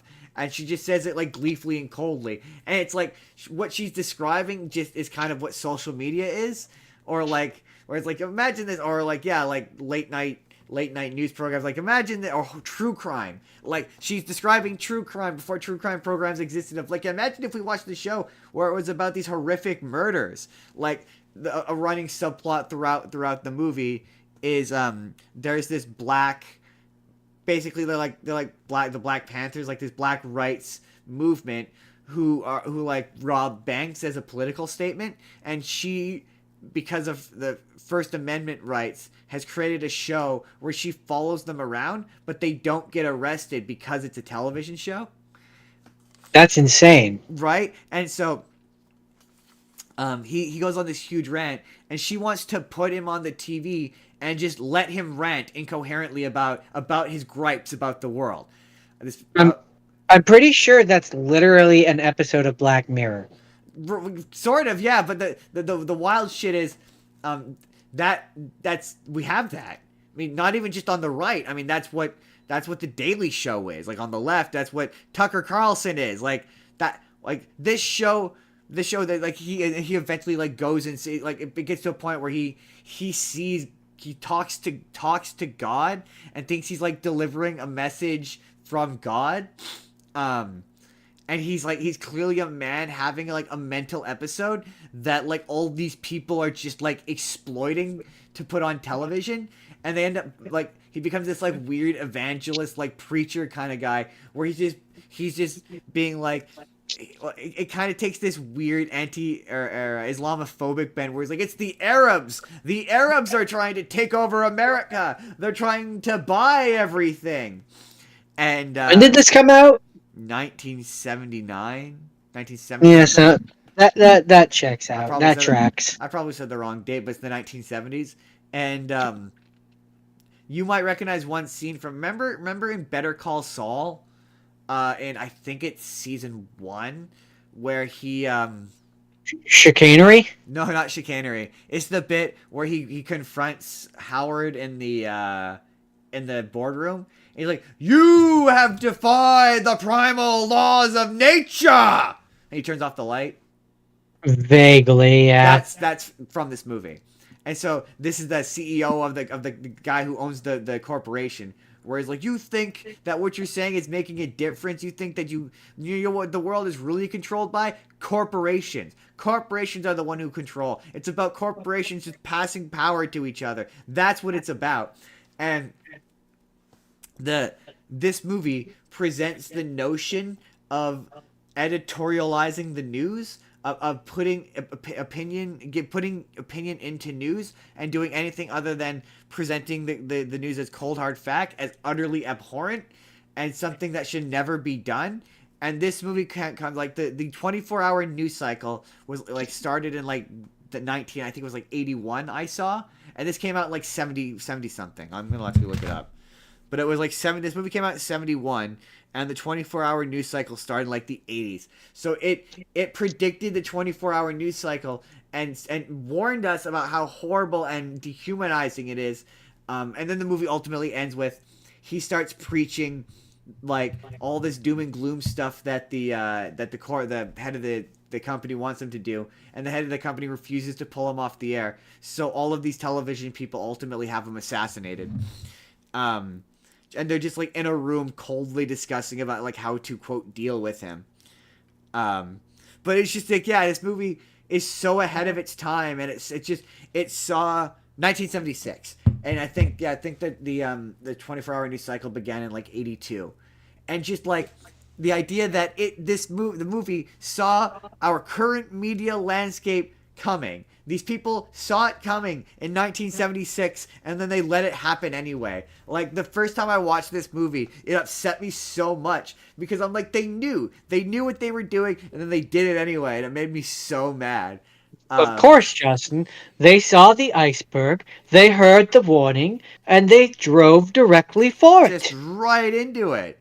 But it's a good movie. It's also supposed to be a comedy, and it is funny. There's a lot of really funny one-liners in it. It's a good movie. It's well performed, and it absolutely deserves to be on this list. It's also on your list. These are the ones that are on both of our lists. This is also on your list. Got it. If you Snow White deserved to be on the list. Yeah, absolutely, Snow White deserved to be on the list.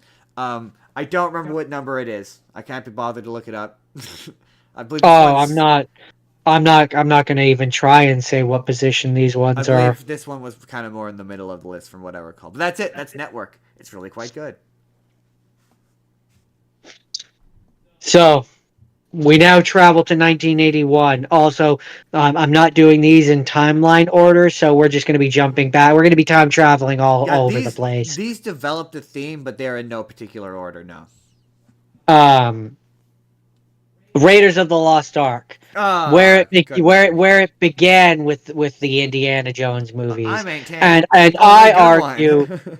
well, I was gonna say it's if the rest are a 6, this one's an 8. Like, yeah, for sure. My thing with it was when you say it's always stuck in my brain, and we say it every time we talk about Indiana Jones, and that's Jordan. That Indiana Jones, all the Indiana Jones movies are Of relative quality to of each other. relative quality to each other. I just you can't sit there and criticize Kingdom of the Crystal Skull and watch the first one, wherein it makes no sense that Marion is alive. That makes no sense. Also, the fact that he dated her when she was a teenager is icky. Yeah, and also Indiana Jones could play no part in this movie, and it would have the same I results. mean, yes, as that has been pointed The out. the Nazis would still find the Ark of the Covenant. They would still open it, and their faces would still be It was melted still off. melted off. Um, I mean, it's still a fun movie, but yeah, that's the Maid Marian showing up in the second half of the movie. There's no point, like, because I believe it's like he runs off with her in the basket on top. She gets caught on fire, and then she just shows up in the third act. And there's no point in that thing where she would have had time to escape. Like, it makes no sense. She shouldn't be alive. I'm pretty sure after this, I'm going to probably go back and watch what I said about these individual movies, but I'm almost entirely positive that's what I said about it. Like, how can you say the Kingdom of the Crystal Skull doesn't make any sense when the first one also doesn't make any sense? It just is not the point of these movies. All I know is that the Ark is being looked after by top men, By Justin. top Top, bureaucrats. top men. Winky face. Winky face. Anyway, yeah. Now, do I think this deserves to be on the list of top 100? Definitely more than some of the movies that I watched do. Definitely. See, I didn't watch any of the bad ones, so yeah. Well, that is relative. No, in this case, there's some real bad movies on that list, or at the very least, they're really boring. Like, there's no universe where I was gonna be like, Jordan, you should watch Doctor Zhivago. That movie was really bad. I thought that movie was so. I learned a lot about the Russian Revolution because I got so bored during that movie. I was just reading Wikipedia articles about the Russian Revolution. I see. I understand. I definitely felt like in this one, I mean, Harrison Ford wanted to do this, whereas I don't believe that he did for a good chunk of them. No, I mean, this one he definitely does.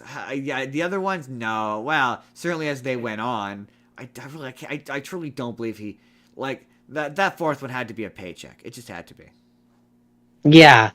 And there's just also the fact that as it goes on, he gets older, the effects get lamer. Right. Because he physically can't do things when he's 70. Right.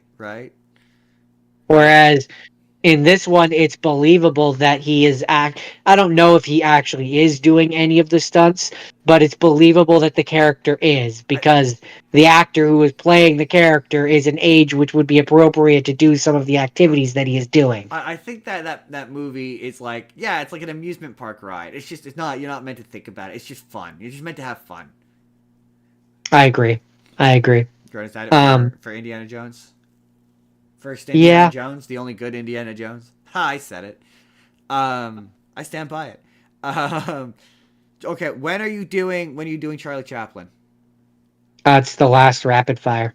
Okay, then I'm gonna swap some shit around. Let's do. I figured as it was a specifically requested thing, it should be highlighted as the final thing.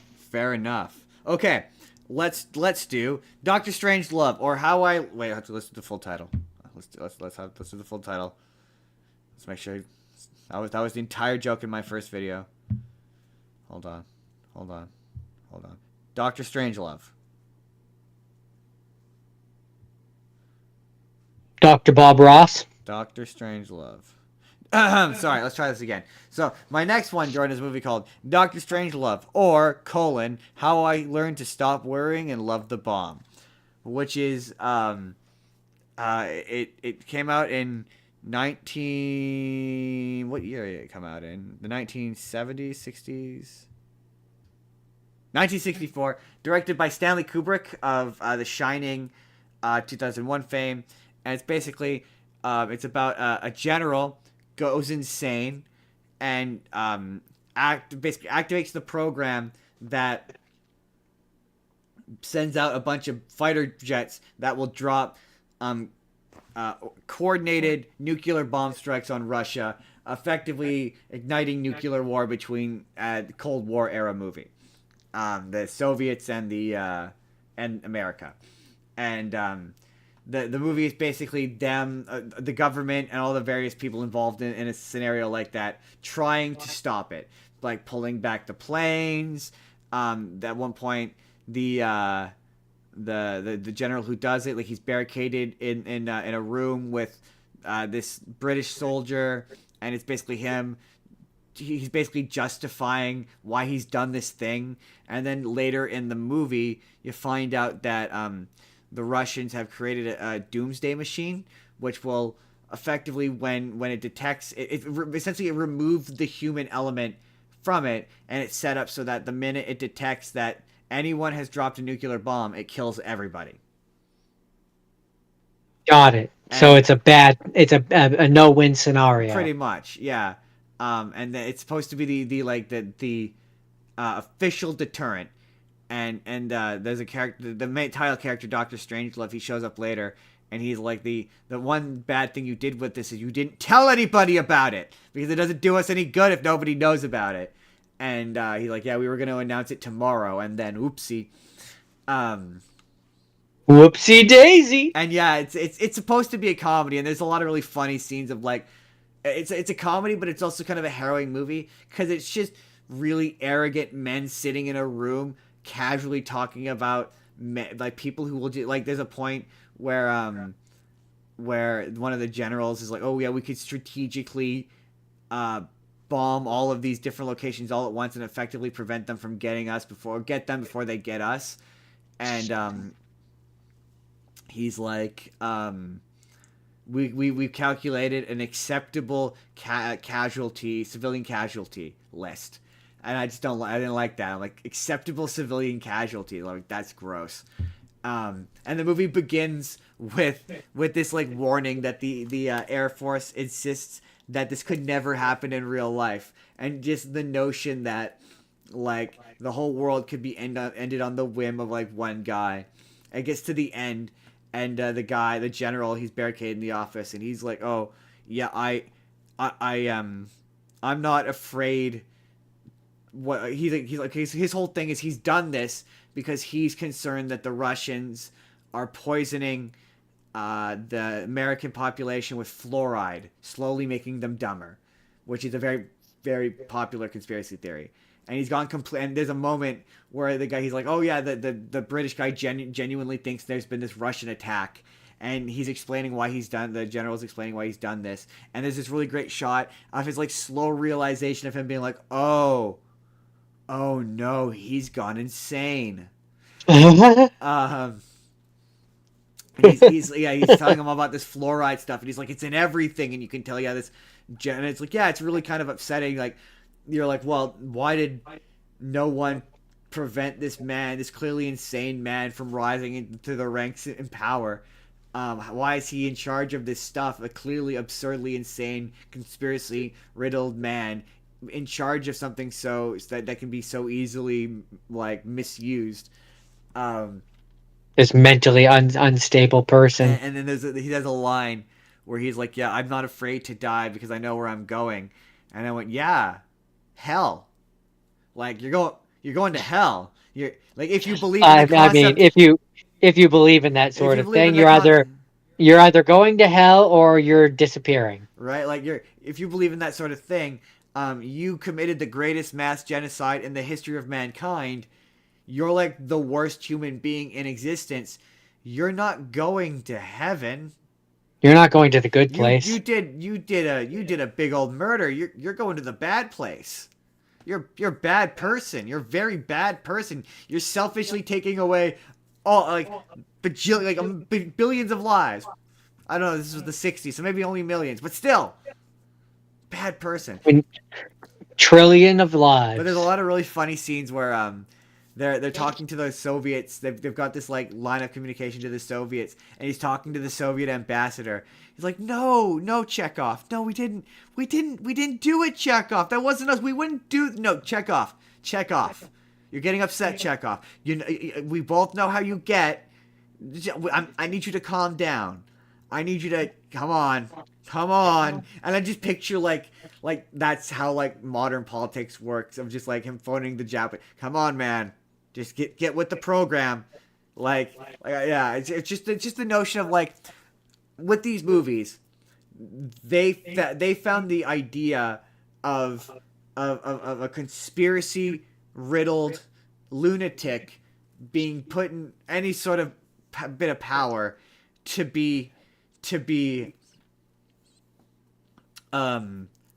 ridiculous. Power. They found that notion to be ridiculous, and then you see like Marjorie Taylor Greene being like Jewish space lasers, and you're like, this movie found the notion of these kinds of people being in government to be ridiculous, to be something worthy of mockery, and here they are. Like it's just crazy how many. Well, I mean, one could argue that movies like that are the reason why people like that are able to get into power, is because movies like that made it seem so ridiculous that no one ever believed that it could happen, and now it's happened.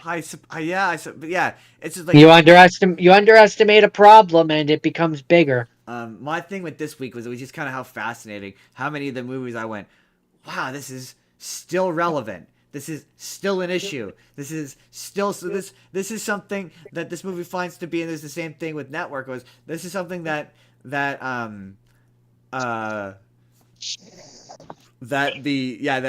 movie finds ridiculous that we just let happen. Like, wow. Also, there's a shot in this movie. The thing that's funny about old movies is the thing that people don't get is Looney Tunes. We talked about Looney Tunes earlier. I mean, you kind of talked about this off air, but the Looney Tunes, they did a lot of pop culture references. Like if you want to see truly how badly pop culture references date, a lot of Looney Tunes jokes are like specific references. So I don't know if you remember, there's a really old Bugs. I think it's the one with where he goes up against the gremlin. But it's one of the ones that takes place during the war. And it ends, I believe, with Bugs Bunny, like, riding a bomb out of a plane and, like, going, yee-haw! Like that.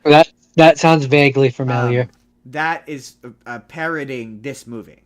Really? Yeah, that scene. Maybe it wasn't Looney Tunes. Maybe it's something else. But, like, I know I've seen something where it was making fun. That's from this movie. Interesting. Yeah. Very interesting. Yeah.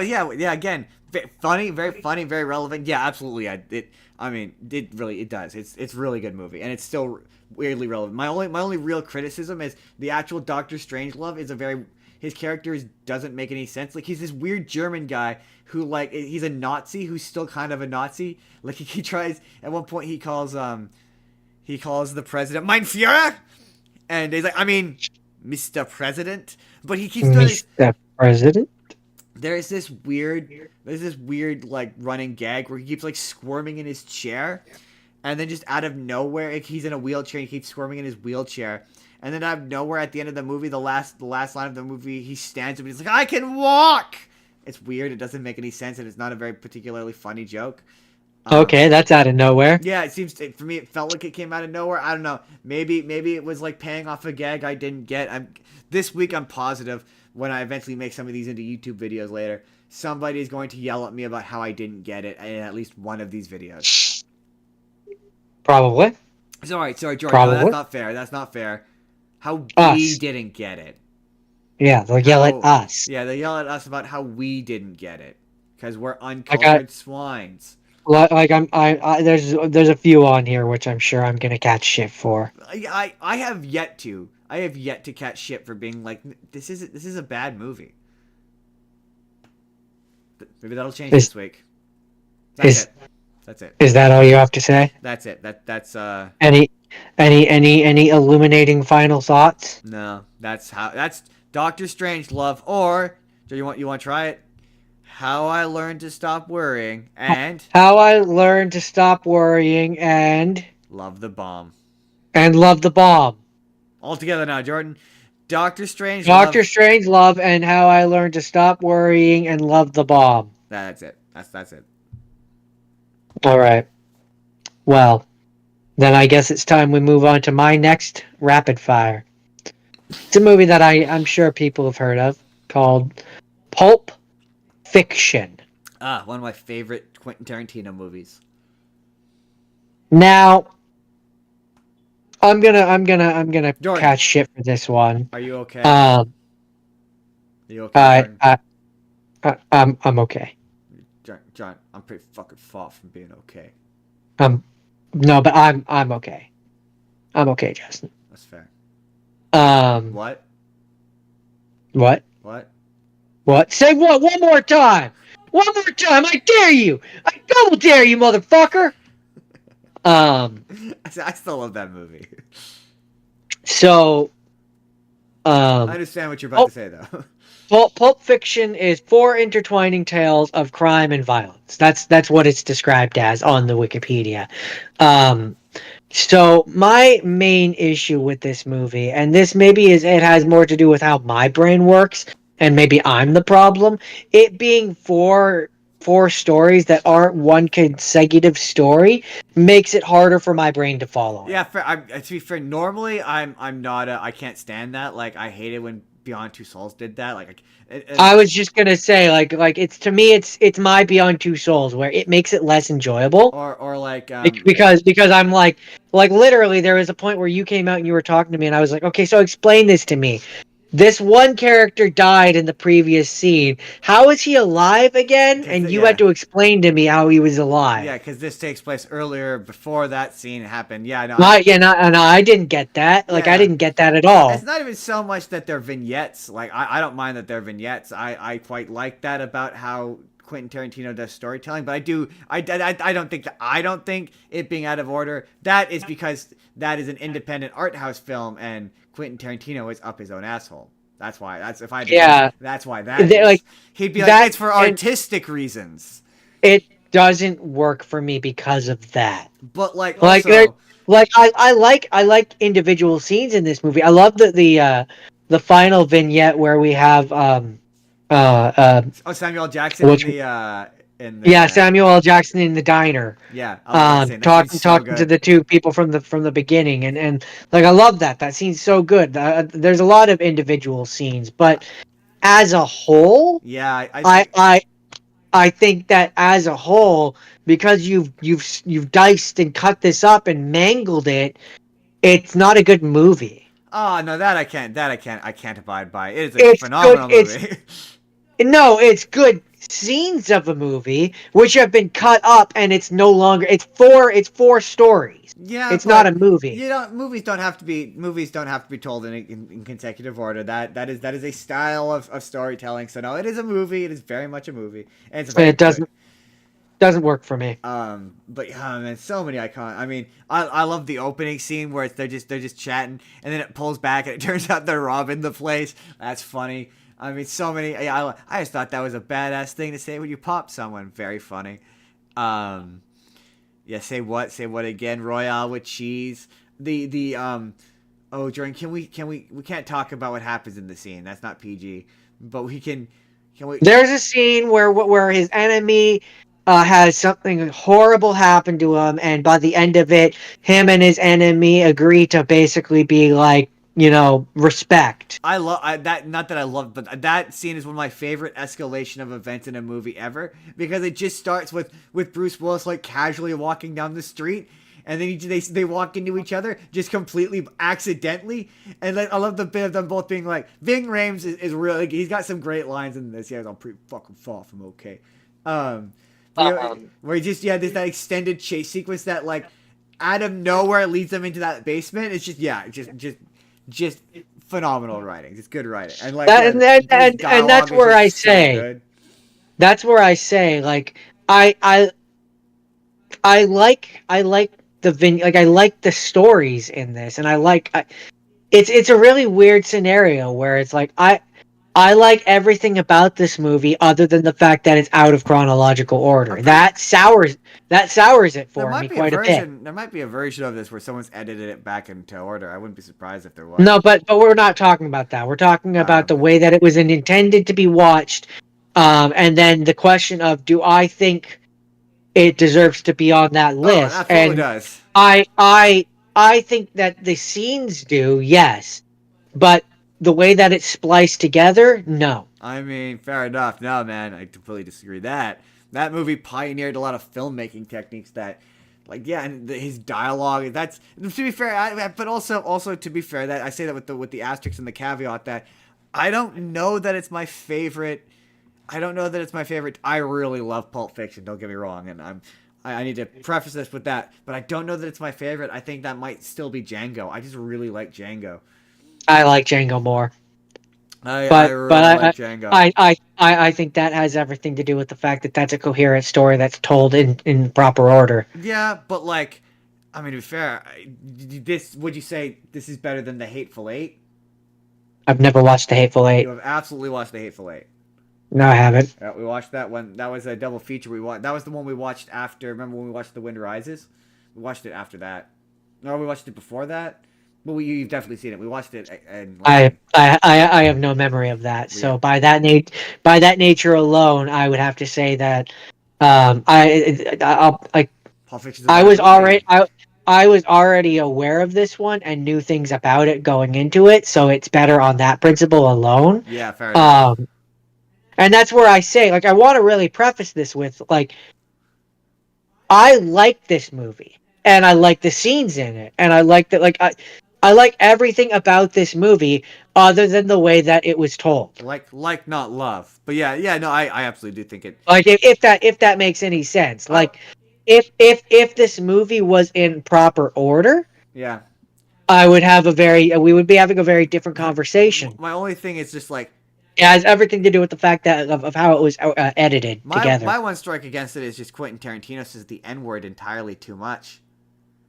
You're not wrong. He's just entirely too... For no real reason. He has no reason to say it. Doesn't add anything to that scene. It's not really necessary for that character. I like that scene ultimately. I think that scene is very funny. I quite like Mr. Wolf. I think he's a funny character. But he didn't need to say the N-word that much.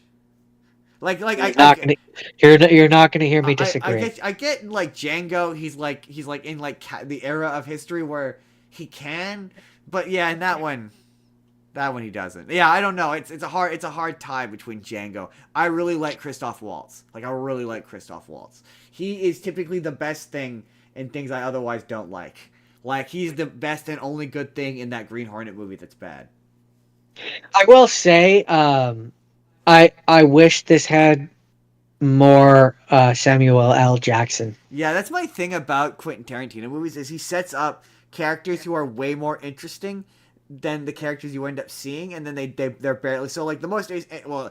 I mean, hey, maybe people will disagree with this take, but the most interesting characters in Pulp Fiction is the Vincent Vega and Jules, the Samuel Jackson and John Travolta characters. Like I just don't think the Bruce Willis character is really his storyline is just not that interesting.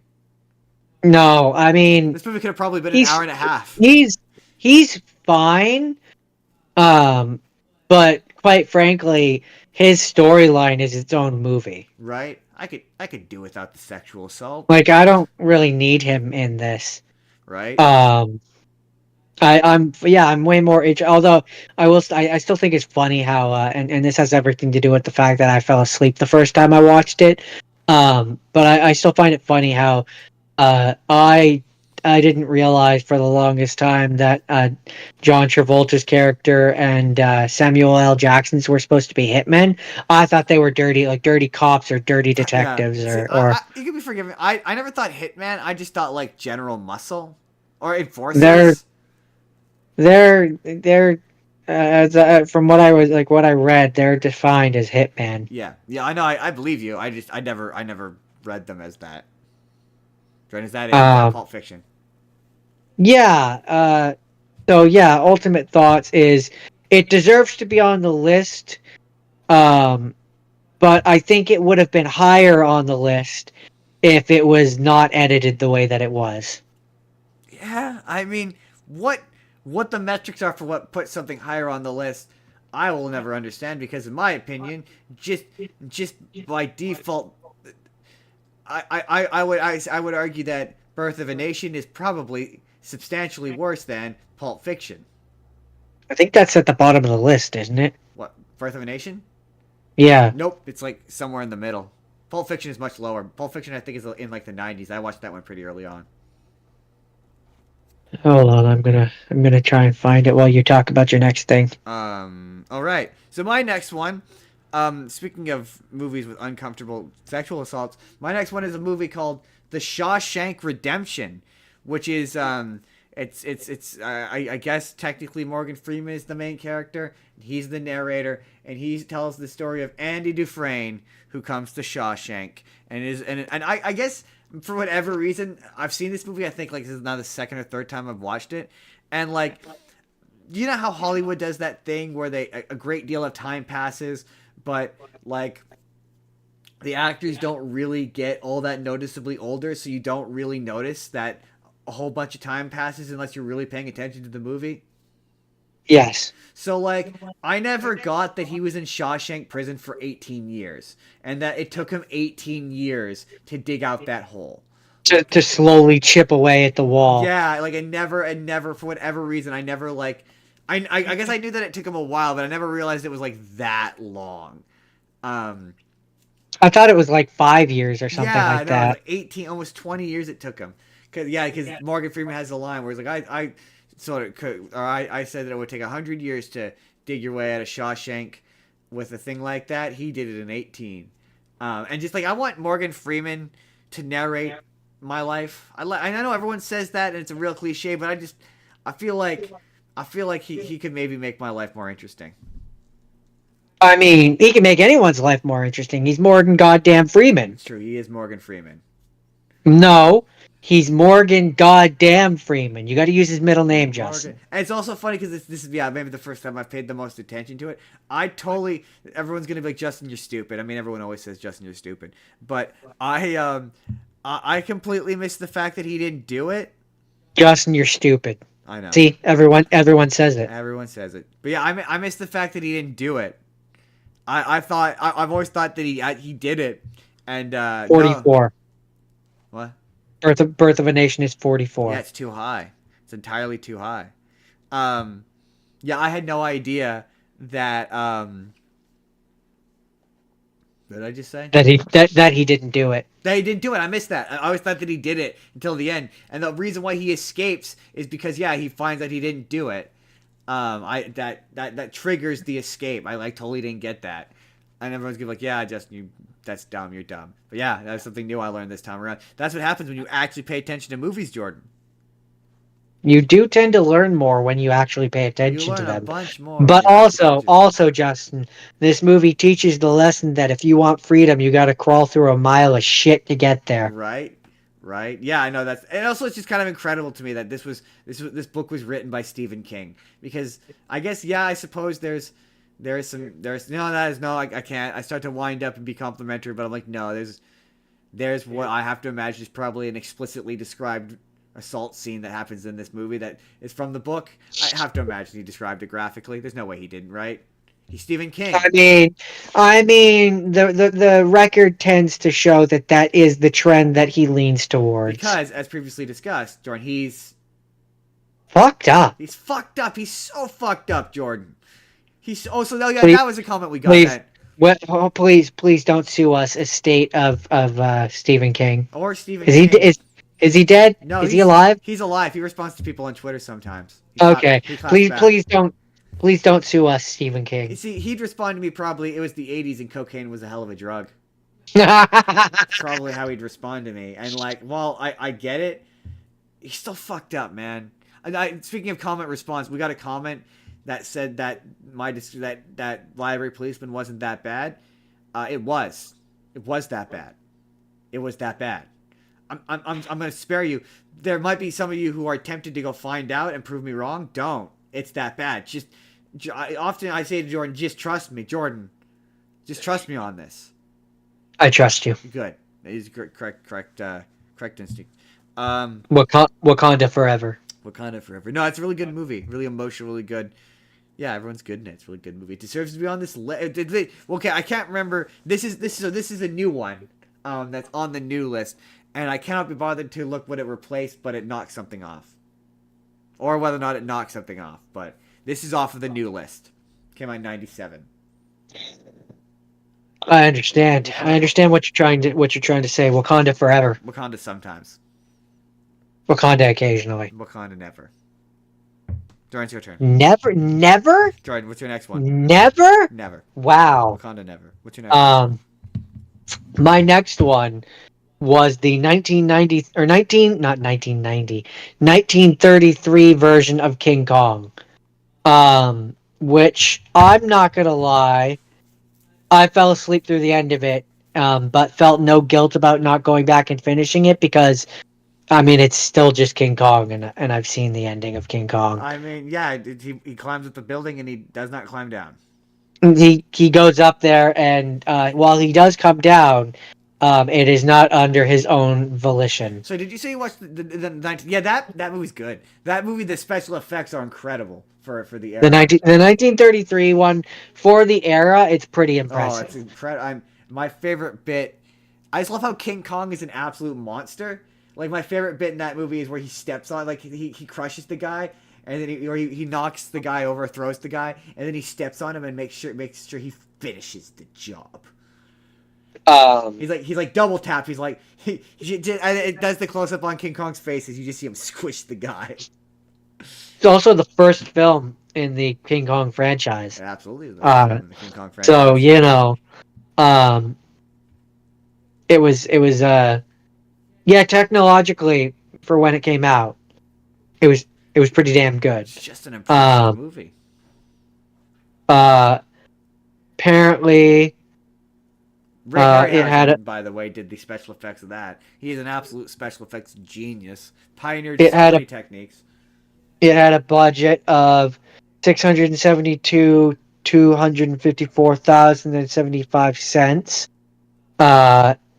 And it had a box office of $5.3 million, which is equivalent to $124.75 million in 2023. Wow, yeah, man, incredibly successful movie. Very good. This guy's a good movie, and I don't think it's overly long, like the Peter Jackson one. I think it's like an hour and a half. Very concise. And pacing's very good. And fun fact, the characters and story have since entered the public domain. Oh, Film's copyright. Oh, so the original characters and story have since entered the public domain.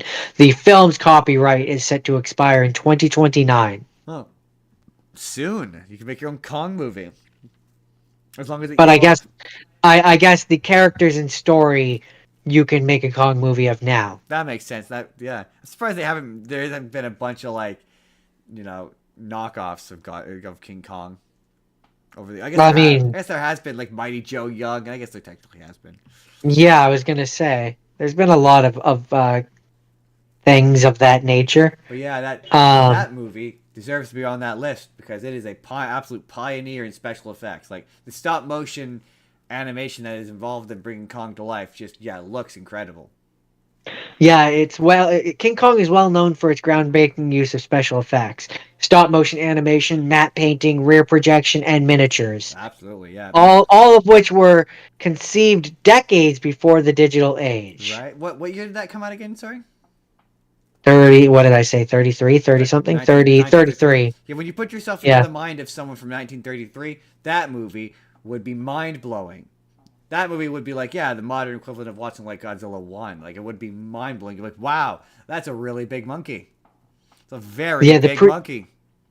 The prehistoric creatures inhabiting Skull Island were brought to life through the use of stop motion animation by Willis H. O'Brien. There's a lot of names here, which I'm not going to read. Are they not Ray Harryhausen effects? I guess they must not be Ray Harryhausen effects. I may have misspoke. I just know that it's. But yes, groundbreaking shit. That cannot be understated. Special effects crew could not leave the studio during the day because the lighting would not be consistent. Jungle scenery was created by layering glass paintings, Oh, neat. which were created by Mario Larinaga and Byron L. Crabb. Um, and the most difficult task for the special effects crew was to make live action footage interact with separately filmed stop motion animation, Yeah, which would have been tough. which would have been hard. They had to use basically they had to use a process called MAT to Yeah, that's what the term matte paint to make it all work. So yeah, it was a technological marvel, and it definitely deserves to be on this list. And that's a little bit of a history of King Kong for you. Justin, rapid fire, yours next. Go. Just real quick back on King Kong. What's it? No, nothing. No, that's it. My next one. Now this is the question. Okay, so this the whole genesis of doing top 100 is I wanted to answer the question: is Citizen Kane the greatest movie of all time? And so I watched 99 movies to answer that question, and I got to the end of it.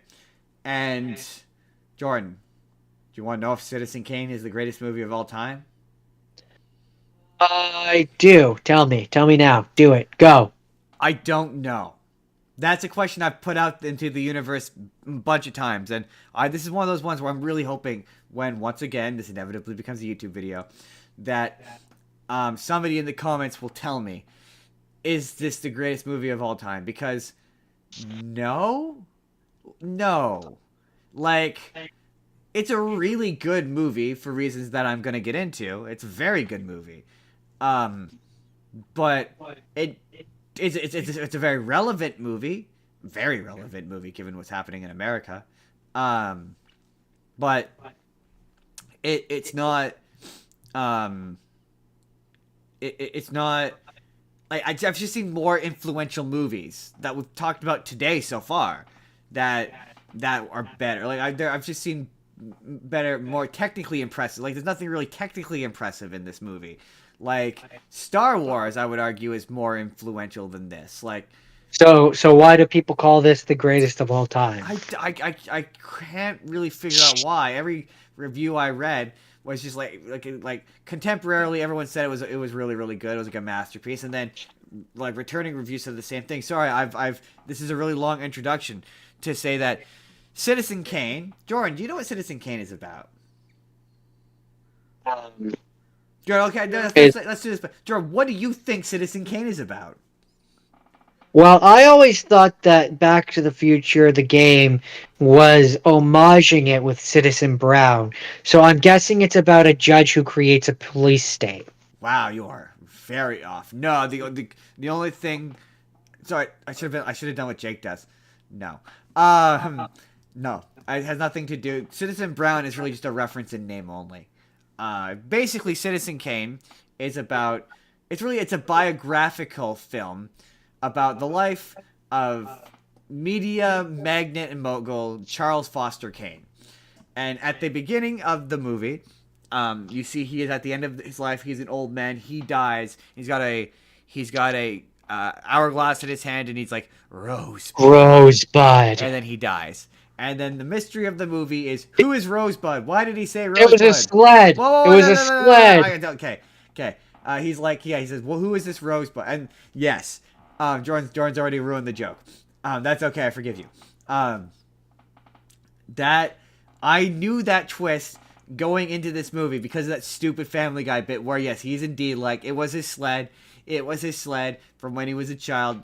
There, I just saved you, heirs. I just saved you 2 boring boobless hours. And that gag, that cutaway really does completely ruin the end of this movie because you otherwise have no clue. Like there's no hinting at it. There's no setup for it. There's no rhyme or reason for the sled for Rosebud to be the sled. There's no reference to it. There's no acknowledgement of it.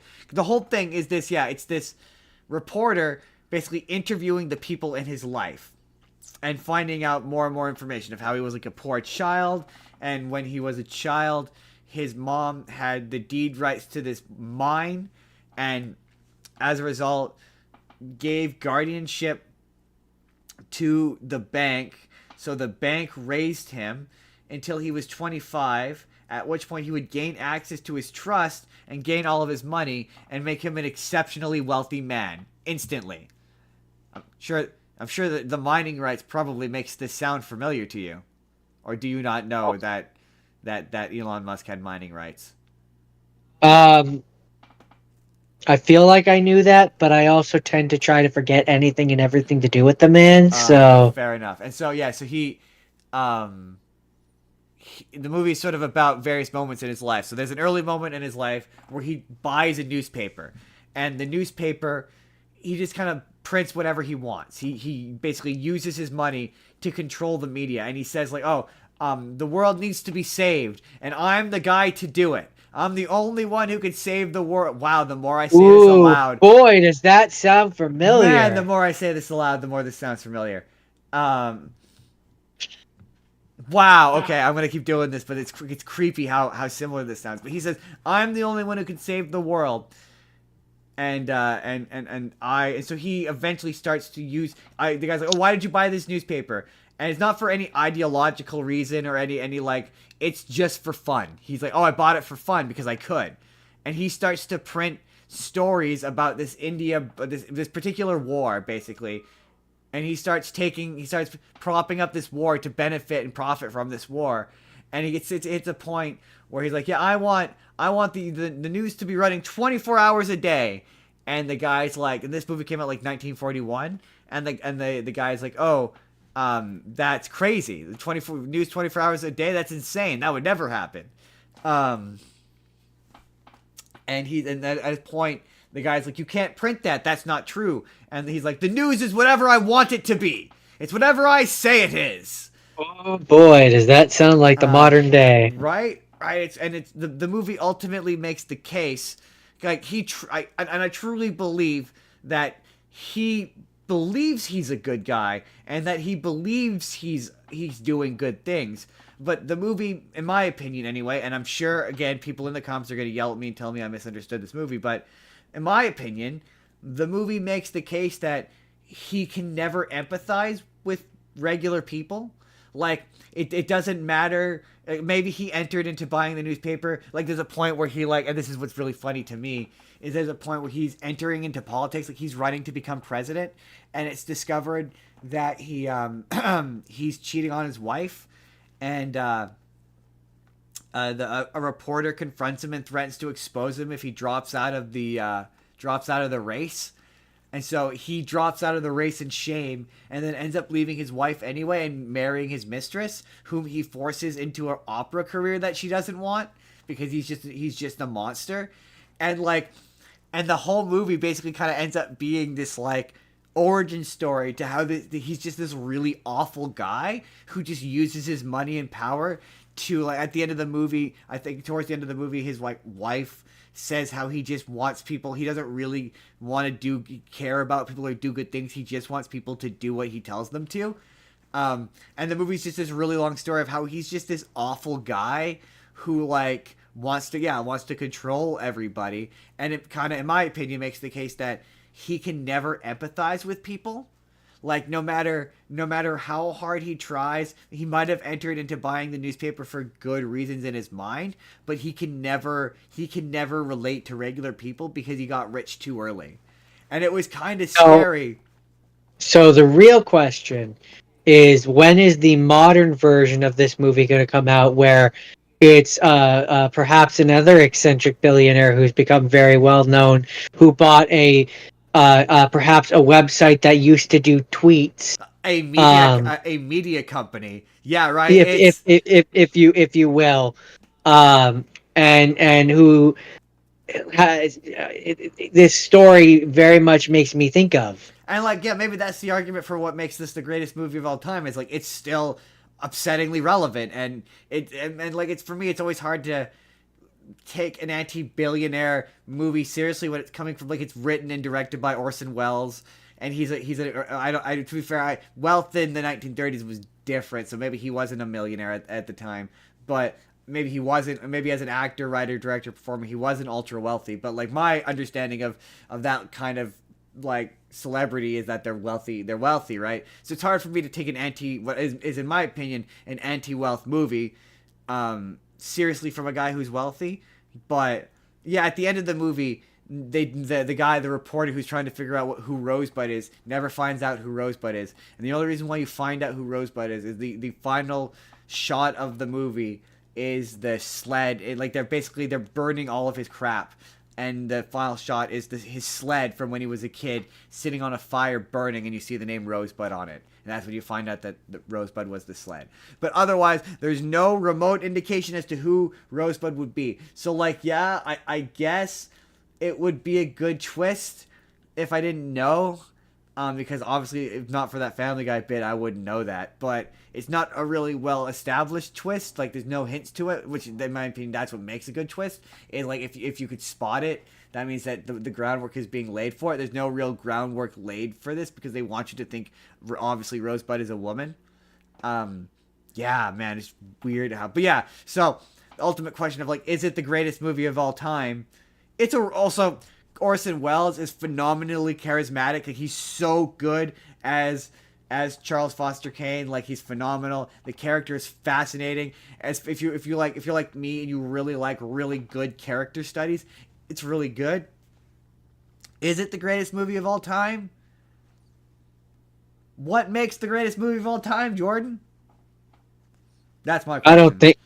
I don't think that there can ever be one which is better than every other movie ever made ever. That's a pretty bold statement. Right, there's so many movies that are really good, that are newer, that I'm like, I've said it at the time, of the movies today, there are movies that I think are better movies than that. Like, don't give me, like, the thing that I think maybe kind of bums me out a little bit is I kind of wish I'd hated it so I could come at it and be like, no, I don't like this movie, but like, no, man, I really like that movie. It's a really good movie. And if you like real good character studies, that's basically what it is.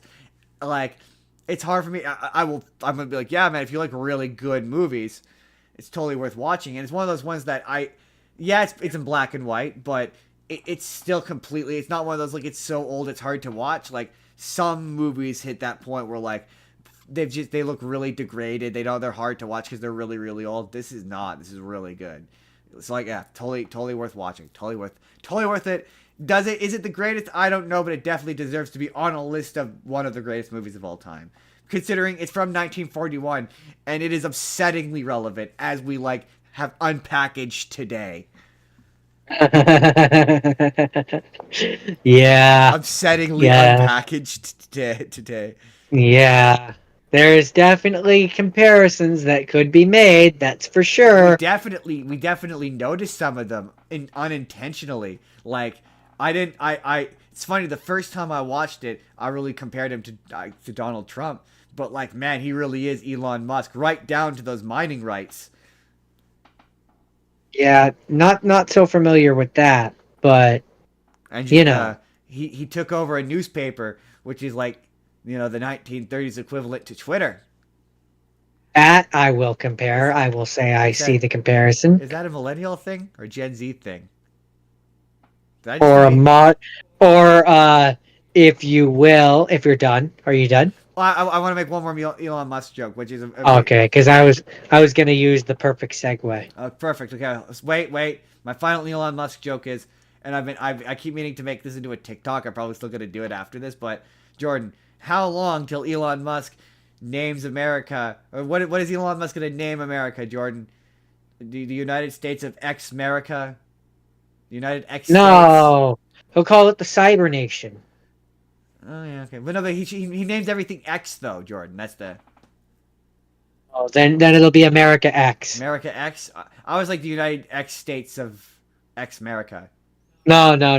That's, or he'll be like, no, we're gonna streamline it and make it more aerodynamic, and it'll be America X. It'll just be He'll just call it X, and we'll be like, which one, the website or the country?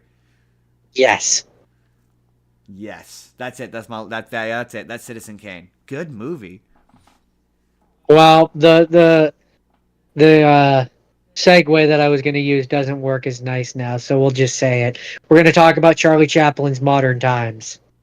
Oh, See, what I was going to do is when you were like, is that just a millennial thing or a Gen Z thing? I was going to be like, well, Justin, it's really just a Modern Times thing. I mean, you still could have made it work. You could have been like, No, I couldn't. After you did the joke, it was gone. it was gone. The moment was lost. The moment was lost, Jordan, and the pacing was gone. Modern Times, Jordan. What did you think about your first Charlie Chaplin movie?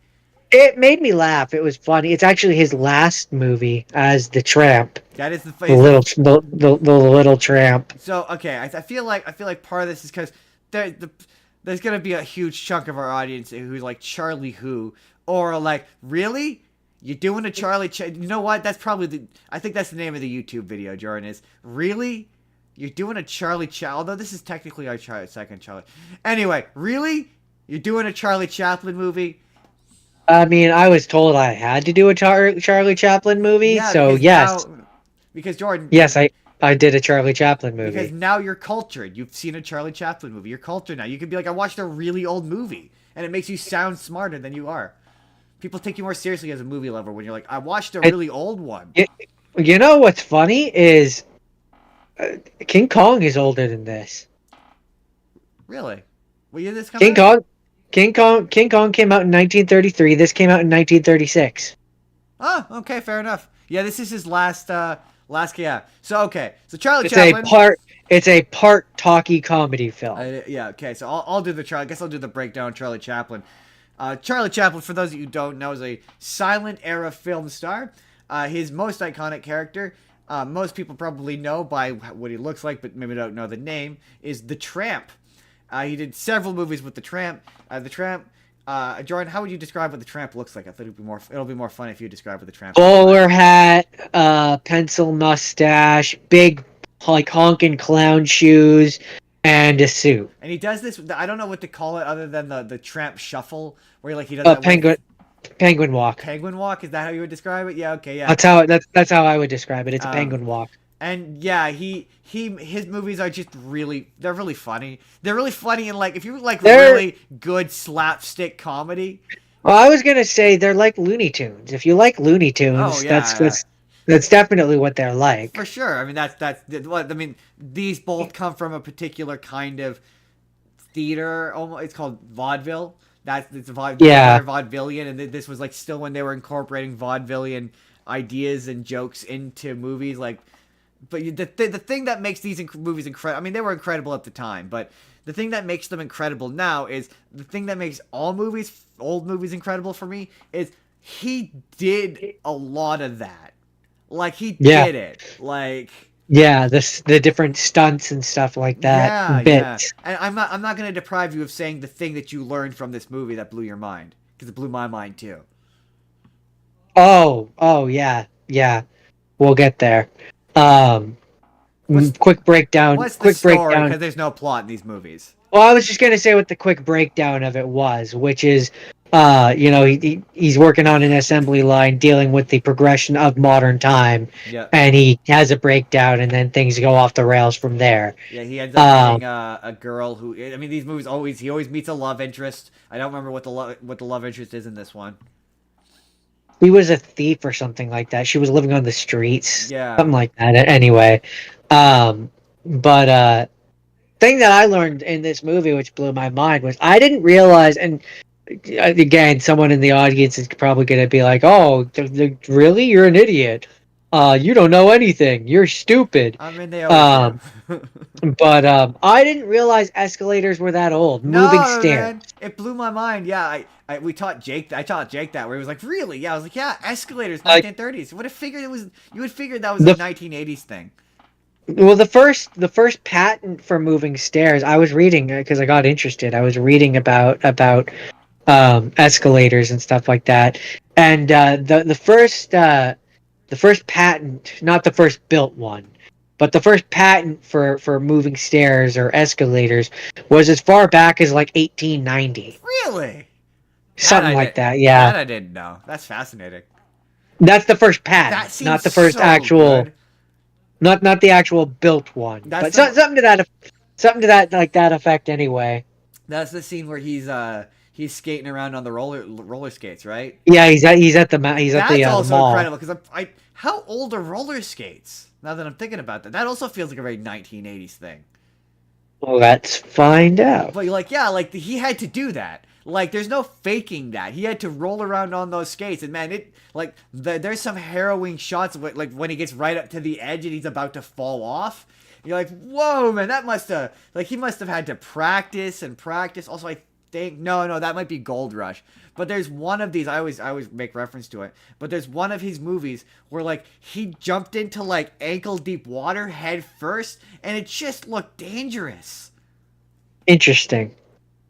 Okay, so I'm inclined to make you guess how old they are. 1700s. But okay, so the first reported use of a wheeled skate was on a London stage in 1743. Wow, I just took a wild swing.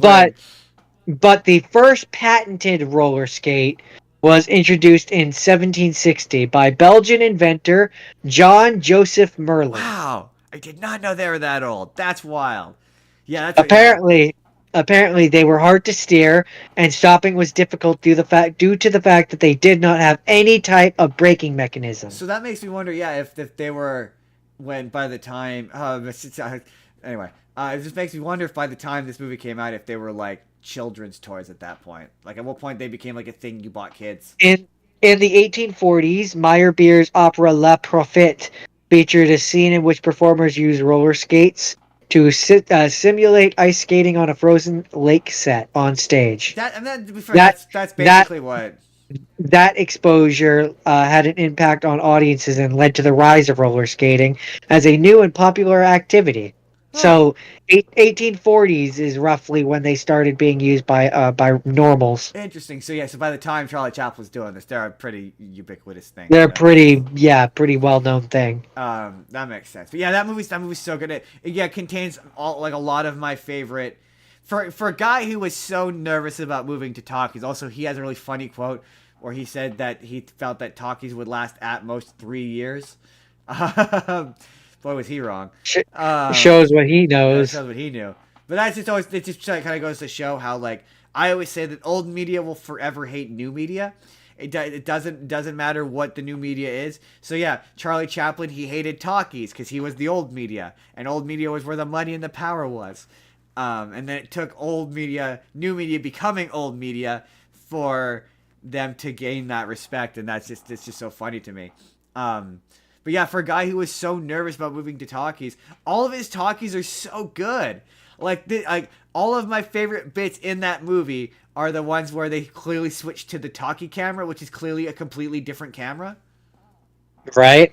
Like, it's very funny. That movie is like interstitial scenes of what has clearly been shot on the silent era film camera, and then this stuff you can tell because you can see the cuts, which I think is funny. But it was fun. It was definitely a fun pantomime kind of movie. For sure. My favorite. Sorry, go ahead. No, go on. I was just gonna say it contains my favorite Charlie Chaplin bit, which is the nonsense song. Which I'm gonna. I like put in a little bit of the nonsense song here. I like the nonsense song. Yeah, it was funny. Funny scene, very funny. And yeah, there's a couple of the bit where he gets trapped in the factory machine. Like, that's also just really good physical comedy. Just like there's a reason he's an icon of cinema. Not a great guy, but like an absolute genius. As good of a guy as anyone from his era was, which is to say problematic. He liked them young. And when I say he liked them young, Jordan, he liked them so young that even people in the 1915s, 1920s were like too young. That really, okay. I don't want to say how young. I don't want to say 13, Jordan. He married a girl who was 13. 13. Oh. Because we're going to talk about underage relationships later. We might as well not beat around the bush. Yeah, I think it was 13. It was 13, I'm pretty sure. It was one of those things where he had to like travel to another country to make it technically legal. But it was the kind of thing where it was like, yeah, they even at the time contemporarily, even they were like too young, and it was like that's at the point in history where like they were slightly more okay with that. I'm not saying it was all right. I'm just saying that's what it was. Anyway, so with that, I also watched the Charlie Chaplin movie. And while yours was the final one of the Tramp, and that was the one where he really experimented with talkies. It's not a full bore talkie, but it has talkie scenes. His only real complete talkie we talked about previously was The Dictator. This one was when he really started to experiment with sound. And so I like this one because he doesn't have any dialogue yet, but he uses sound effects. So this one really integrates. Okay. Like there's a funny scene where he accidentally swallows a whistle, and he's opening his mouth, he's trying to speak, but all that comes out is like a whistle. I think it was like a whistle or like a horn or something. Like it's a sound. So he's playing with sound. Like there's guys making like goofy cartoon noises. That's really funny. And yeah, basically the tramp wakes up, he's on a statue, he's a big old rascal, he gets chased out of town, and he winds up running into a blind woman who confuses him for a billionaire whom he runs into while he's trying to hang himself, and like to the point that like he has the noose around his neck, and he tries to like throw himself into the river. And there's a really like impressive stunt where like he goes to throw himself in the river, but it catches the tramp, and so it sends him and the tramp flying into like this like not ravine, but aqueduct, and this like aqueduct full of water. They go flying into it, and they're basically like floundering around in the water. And it's like, yeah, that's an impressive stunt because once again, you can't fake that. And apparently, it was like an unpleasant stunt to do.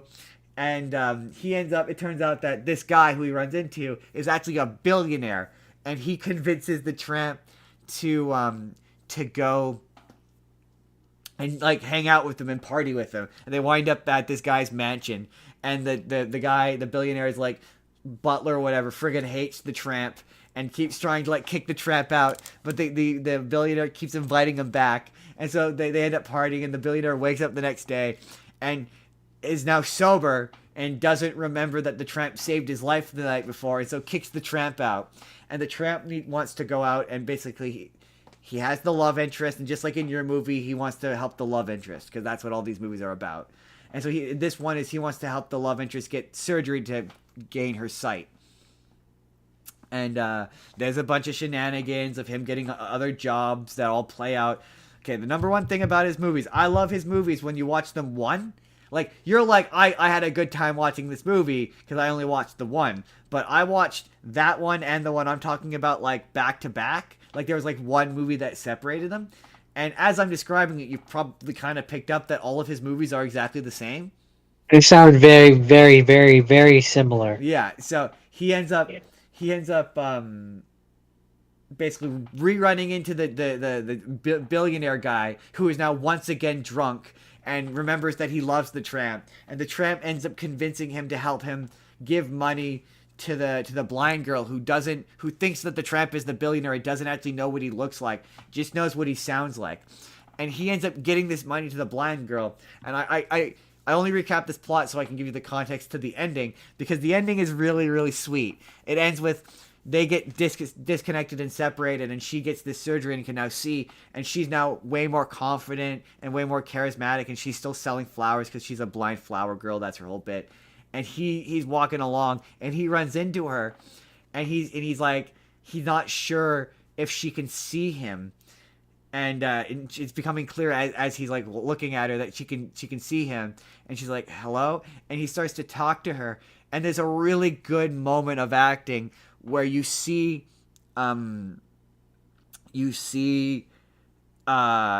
she recognizes his voice and she starts to recognize him, and then they get together and they go off and it's all happily ever after. Oh yeah, by the way, this is City Lights. I didn't mention this. Sorry, this is City Lights.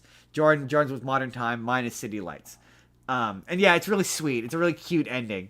One of the funnier anecdotes about this movie though is that Charlie Chaplin went through like 3 or 4 different blind girls because he felt none of the blind girls could quote play a blind girl convincingly, which is just kind of 1930s because like just hire an actual blind person then. It kind of seems like you could probably have hired an actual blind person. No, Justin, because then she'd walk into things on the set. I mean, yeah, and then he would have to have a filthy blind person around. I assume there's like some sort of elitist. No! It's right. It's the 1930s. I'm assuming there's an elitist reason. I mean, probably. I'm not saying I'm not condoning it. I'm just saying it was the 1930s. They sucked. I'm not condoning it. I'm just acknowledging it. I'm just acknowledging it was a way that they felt, and that some people probably feel today. I'm not one of those people. I'm just saying. Also, my other and you kind of defended it off camera, and this is not me. This is not a complaint or criticism. It's just a consequence of the fact that this is a silent era movie from the 1930s. I will say when I did this the first time, after I did the second one and I just was tired of Charlie Chaplin movies. I was never so excited than to have spoken dialogue in a movie. Let me tell you, but No doubt.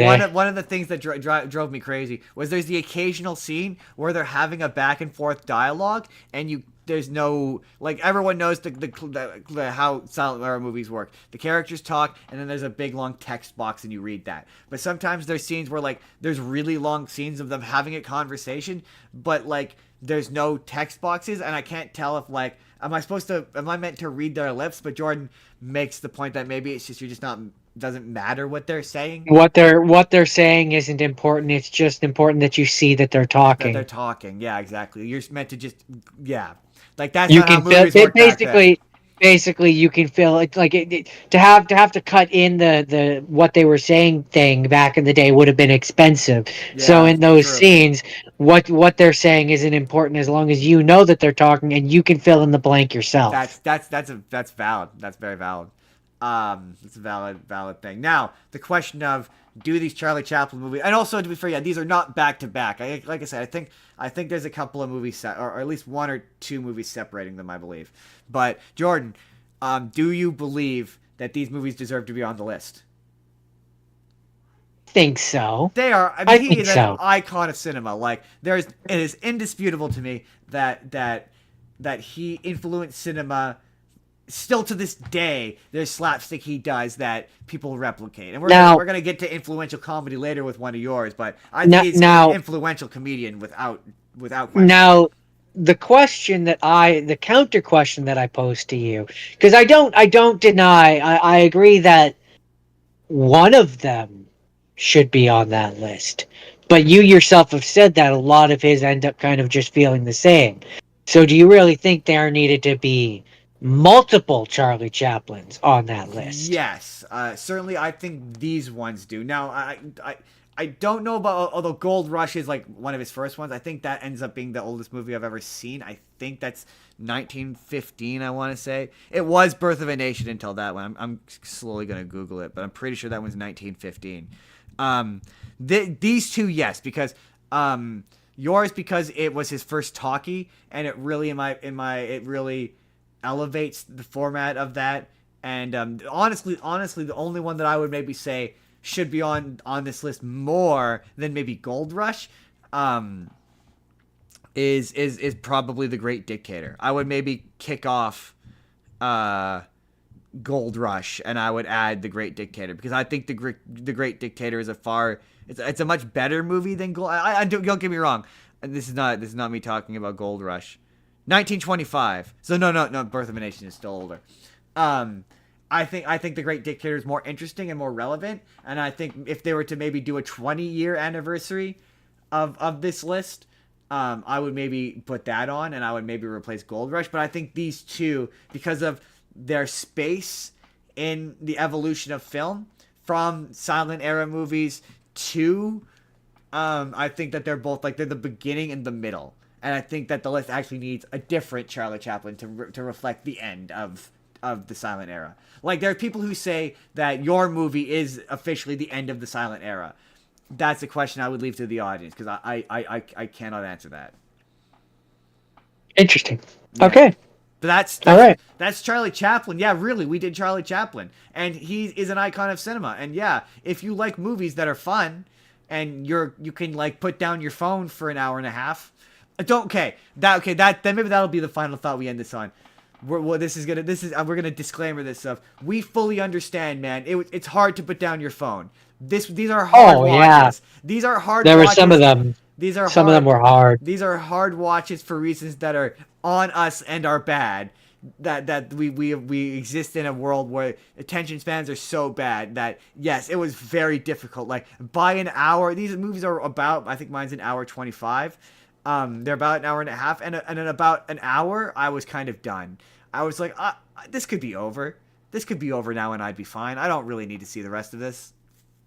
Yeah, this definitely, it wasn't the worst example of that. There's other movies that I watched which were more of that feeling, but yeah, this one was at least fun. Jordan, here's the question before we move into the half scenes, because I'm just working this out in my brain as we're doing this. Should I upload Top 100 the movie to this channel for, like, even just for watch time? I mean, you could. Do I still have the full version of that? I might have to download it off of YouTube. Anyway, Jordan, that's the end of Rapid Fire. This is gonna be a really long episode. Jordan, just so you understand, we were at 2:20 and we were just getting to half scenes. This is probably gonna end up being like a 3.5 hour episode. Oh, there's gonna be so much footage to come through. We'll see, because it's, some of these might go faster than others. Raging Bull is bad. Spoiler alert. Sorry. What's your next one, Jordan? Whoa, we're not there yet, Justin. Yeah, you spoiled my joke. I spoiled your joke. Calm yourself, sir. What's your first half scene? What had you seen? My first half scene is The Sound of Music. Oh man. Okay, Jordan. We have to tell the funny story about. So it's funny. I kind of, part of me kind of regrets. We'll have to contrive another reason to do. Maybe we'll come back to this because, one of us has to talk about The Godfather at some point. But, some of you might be aware, we already talked about Family Guy once, but the sound went really viral a few weeks ago when everyone thought TikTok was going to die. That I did not care for The Godfather. Yeah. And how it insists upon itself. Apparently, Seth MacFarlane revealed the origin of that line as being one of his film studies professors said that in a way to defend his opinion that The Sound of Music is a bad movie, he said that The Sound of Music insists upon itself, which again is a criticism that even in regards to The Godfather, I don't understand. Jordan, does it insist upon itself? I don't know what that means. I don't know what does that mean. Like, what is that? What is it? I can't say yes or no to that because I don't know what they're trying to say. I've seen multiple people attempt to explain it. One person was like, "Oh no, that's secretly brilliant because it means this," and I'm like, "Does it mean that?" It just sounds like a pretentious thing someone said to justify disliking a beloved movie because they knew it was an unpalatable opinion. Like, okay, so we're gonna break this down. That's what I would say. For those who don't know, the movie is an adaptation of the 1959 stage musical, which in and of itself, as I understand it, was also a book. It was based on a book. Probably, yeah. The stage musical was based on a book, which was the 1949 memoir, The Story of the Trapp Family Singers. Yes, because yeah, a lot of these movies that I think we're swinging into. We haven't hit any true stories yet. We have not. I think we're swinging into two true stories. Oh no, Charles Foster Kane wasn't a real person. Yeah, I think we're swinging into Real Person Town. Because yeah, based on real people town. Well, no, this was a sorry, brain. Sound of Music. This was this Von Trapp family movie. singers are real people. They're real people. Yes, right. But what I'm saying is that this movie is a film adaptation of a musical, which is a musical adaptation of a book. Of their So, biography, basically, yeah. right. But this is essentially an interpretation of an interpretation. It's not a biographical film, but it's based on real of people. a real thing. Yeah, the Yeah, Von Trapps exactly. in this movie are not one-to-one adaptation. This is not a biopic, but there No. are events like they I don't think they necessarily. We'll get there, but it didn't necessarily happen in the way that it happened on film, but a version of it happened in real life. Is how it would. Sure. Like, did Maria grow up in a convent? I don't know, but I do know the bit at the end with the concert that is based on a real thing that happened. So I want to start off by saying, I love this movie. Like, I enjoy it quite a bit. Are we about to receive a big old compliment sandwich? Yes, we are. Just a yummy compliment sandwich. Here it comes. I remember watching this with my grandmother. And there's just I love the music, I love the songs. I found myself singing along to the songs. There's a lot to enjoy about this movie. But I think personally, I think it could have been a lot shorter if we cut out the tonally inconsistent Nazis trying to hunt them down part of it. Last 30 minutes of the movie. And I understand, because it's based on the real people, you feel the need to include that aspect of it. But for me, in terms of it being a movie, it should have ended when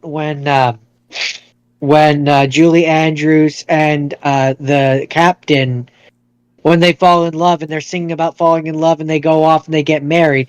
You could have just cut it there. Now, like, that could have been where it ends. Remind me. I think you did mention this. This has an intermission, right?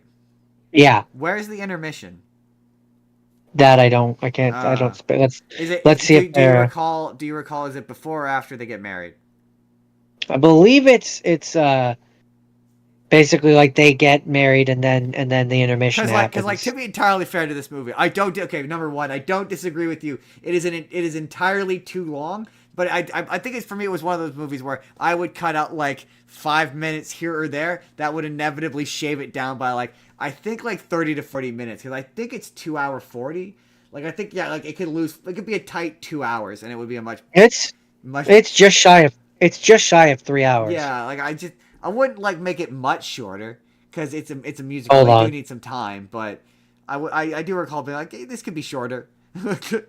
I say that as a lover of that movie, but it could be shorter. I mean, I just feel that the like, even ignoring the time, it's 2 hours and 52 minutes. Yeah, it's almost 3. It's not quite 3 hours. It's just shy of 3. Yeah, it could be shorter. It could be like 40 minutes shorter. But no, the reason why I say that the whole back end of it with the Nazis could be cut is not just because of the time. Like, the time aspect. It's also tonally inconsistent. I don't disagree with you. It's tonally inconsistent with the rest of the movie. I don't disagree with you. I will say, okay, to think about the time was what the reason why I asked is that Nazi stuff is probably from the second act of the play, the second half of the play. Like, I wouldn't surprise me if it. This is just a guess because I don't remember. But if the intermission is like right after they get married, then that tells me that them getting married probably ends the first half. Someone who's a Sound of Music fan, let me know in the comments. Because, yeah, like, I'm pretty that would, as a bifurcation, that would make sense. I do know that has a. Sorry, that was a wind to be defending. To be fair, it is a 1960s musical, and 1960s musicals just kind of like literally adapted the stage play. That's kind of, and like in terms of its structure and its pacing, where it's like it doesn't cut much or change much, like, and that's why they're so long, because musicals, like stage musicals, are usually about 3 hours. Right. Okay. So no, it's not when it's not when she falls in love with him. The intermission in The Sound of Music occurs after Act 1, right after the villa party. when Maria leaves the Von Trapp family because she realizes that she's falling in love with the captain. Right, because that's an all is lost moment. Yeah, you're right. That makes sense. So it's before. So I'm guessing Act 1 must open with them getting together then. Act 1 would Act 2, I follow. mean. Act 2, I mean. Act 2 would then uh, it would begin with her going back to the Von Trapps. Yeah, then getting together, and right? then them getting together. Doesn't he So come after her, though? no, she comes back. She comes back to the party, or she comes not to the party. She comes back like I don't know. I don't remember how long after, but like the next day or a couple days or something. And doesn't she like go back to the convent? See, well, if you let me finish. She goes back to the convent and is talking to Mother Superior, and Mother Superior is all like, there's nothing wrong with the love between a man and a woman. That's okay too. And is in old timey time talk is essentially like, perhaps you should go back and try to explore these feelings instead of repressing them. We don't like you. We want you to leave. Please don't come back. More. You don't belong here. This isn't the place for you. You're not really suited to be a nun. And so then she goes back, and she says to the dad or whatever, she's like, "I'm only back until you find a new governess." Right. And then that's when the Baroness is like, "I've seen the way you look at her.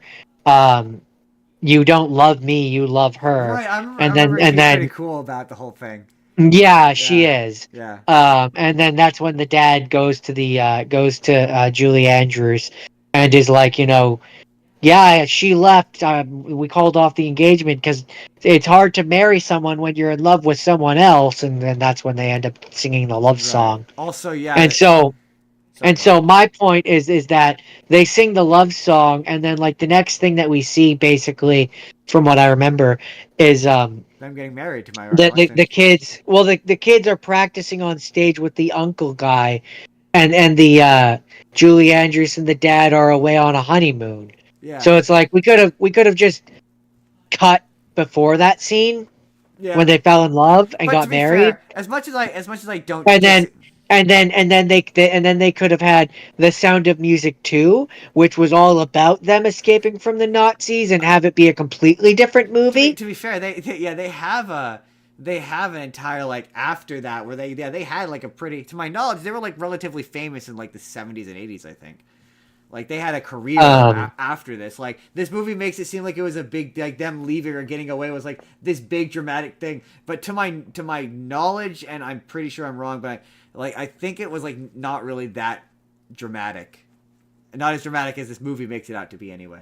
I mean, I could absolutely believe that. But I also that's my one big thing is I just considering this. Okay, and this is where I find movie ratings to be interesting, because for me, as soon as you put in all the Nazi stuff and them hiding behind the statue and guns and stuff like that, in modern times, this movie would be rated PG. Yeah, I could see that. Yeah, but it's rated G. Yeah, I know. When people rate old movies like that, because they only guarantee you the person who rated it probably only watched like the first like 20 minutes of it and saw that it was a bright, colorful, family-friendly movie. Right, and so that's my point. That's kind of my point. Is this movie is Mary Poppins until the last 30 minutes when it becomes a completely different movie. I don't disagree, but also I kind of like that, because I'm like, that is kind of how, and it's funny that you're gonna laugh when we get to Cabaret. Spoiler alert, I'm gonna talk about Cabaret later. Because they're kind of similar in that I kind of not dig anything, you shouldn't dig anything Nazi related, but in terms of storytelling, I like how the Nazis appreciate as a storytelling device. I appreciate the Nazis' integration into the story as being subtle and sinister and like in the background, and they're trying to get him to be a Nazi and he refuses to. And like, yeah, I like that the political stuff exists in the background, and it's subtle, and I like as much as it is out of nowhere, Rolf being like really singing a concerning song about an underage relationship. all happily and cheerfully, and then coming back a brown coat is sort of kind of how propagandizing and brainwashing kind of like that works, and it is effective. Yes. Sorry. Oh, I was just gonna say, in terms of it being a good movie and an effective movie, like, yeah, you're right, that is disarming, and I think that disarmament is what makes it an incredible movie. So I don't on face value disagree with your statement, but and this is where perhaps my 2025 movies, like my sensibilities Yeah, you're like, the coming. pacing is bad, and I would cut the ending to make this tighter in terms of its pacing. But I was more just thinking that it's rated G. You're trying to sell it to kids. That's what you're trying to do. Yeah, and it should. If you're trying to sell it to kids, but my like argument, that's where like, and this has always been my thing is, I think there's a difference between a kids movie and a family movie. If it's a family movie, it's PG because you're watching it with the parents and the children together as a family, which is why it's recommended that there be parental guidance, right? I do. Whereas a movie that's rated G, that is a movie that you should be able to sit your 5-year-old down in without having to worry about walking in and having them go like, "Mommy, what's a Nazi?" Okay, I have two answers to that point. Number one, this movie it has a rating of PG. Did you watch it on streaming? Yes, I watched it on Disney Plus. So it has a rating on PG of Disney Plus because the MPAA now exists. But like, to be 1000% fair, that movie. No, when I saw it, it said G. Sorry, whatever. G. My point is that movie predates the MPAA, so it wouldn't have had a rating quite like that back in the day. In fact, that's probably pre-code, but maybe not. But either way, it predates the MPAA, so it having a P or a G rating is purely a Disney Plus thing. But also, my argument to what your point, I understand what you're saying, but my modern sensibilities are like, modern movies are too soft. It needs a little bit of drama like that. And also to that, we watched that movie when we were like 6 or 7, and we didn't know who the Nazis were or cared. We remember the fun stuff, the High in the Hill, the Little Goat Hill, Edelweiss, all the fun stuff. So like, the kids don't care. They remember the family-friendly stuff. Sure, but that to me just kind of proves that other stuff doesn't belong in this movie. But also, like, that movie, in terms of pacing, it's really well paced. Like, it's in my opinion, it is almost 3 hours long. But for me, it didn't feel like 3 hours long. It moves at a clip. Like, you're like 2 hours in, you're like, oh wow, this thing is almost over. Like, there's an hour left. That's incredible. Yeah, it's fairly well paced. As far as like 1960s musicals, there's worse ones. I watched one. It was Dr. Yeah. Dr. Dolittle was awful compared to this. I just ultimately think that the last half an hour is tonal whiplash. For sure. I think a lot of that has to do with it's a 1960s musical. They're like that. You're right. If this thing was made like No, Chitty Chitty Bang Bang was getting a remake. If they remade this today, you're right, they'd probably cut out that last 30 minutes. And it would just end when they got married. And it'd be just focused on their relationship. And that's what it would be about. Yeah, because to me... Or they would do a totally faithful 3-hour adaptation. Who's to say? But you're probably right. To me, that other stuff is sequel material. I mean, no one's ever done a movie on their later life, that's for sure. But Jordan... does it deserve to be on the list of greatest movies of all time? Oh yeah, it definitely does. It's one of the best musicals that there is. Okay, you watched Mary Poppins for the show, right? The original one. Yes. This or Mary Poppins?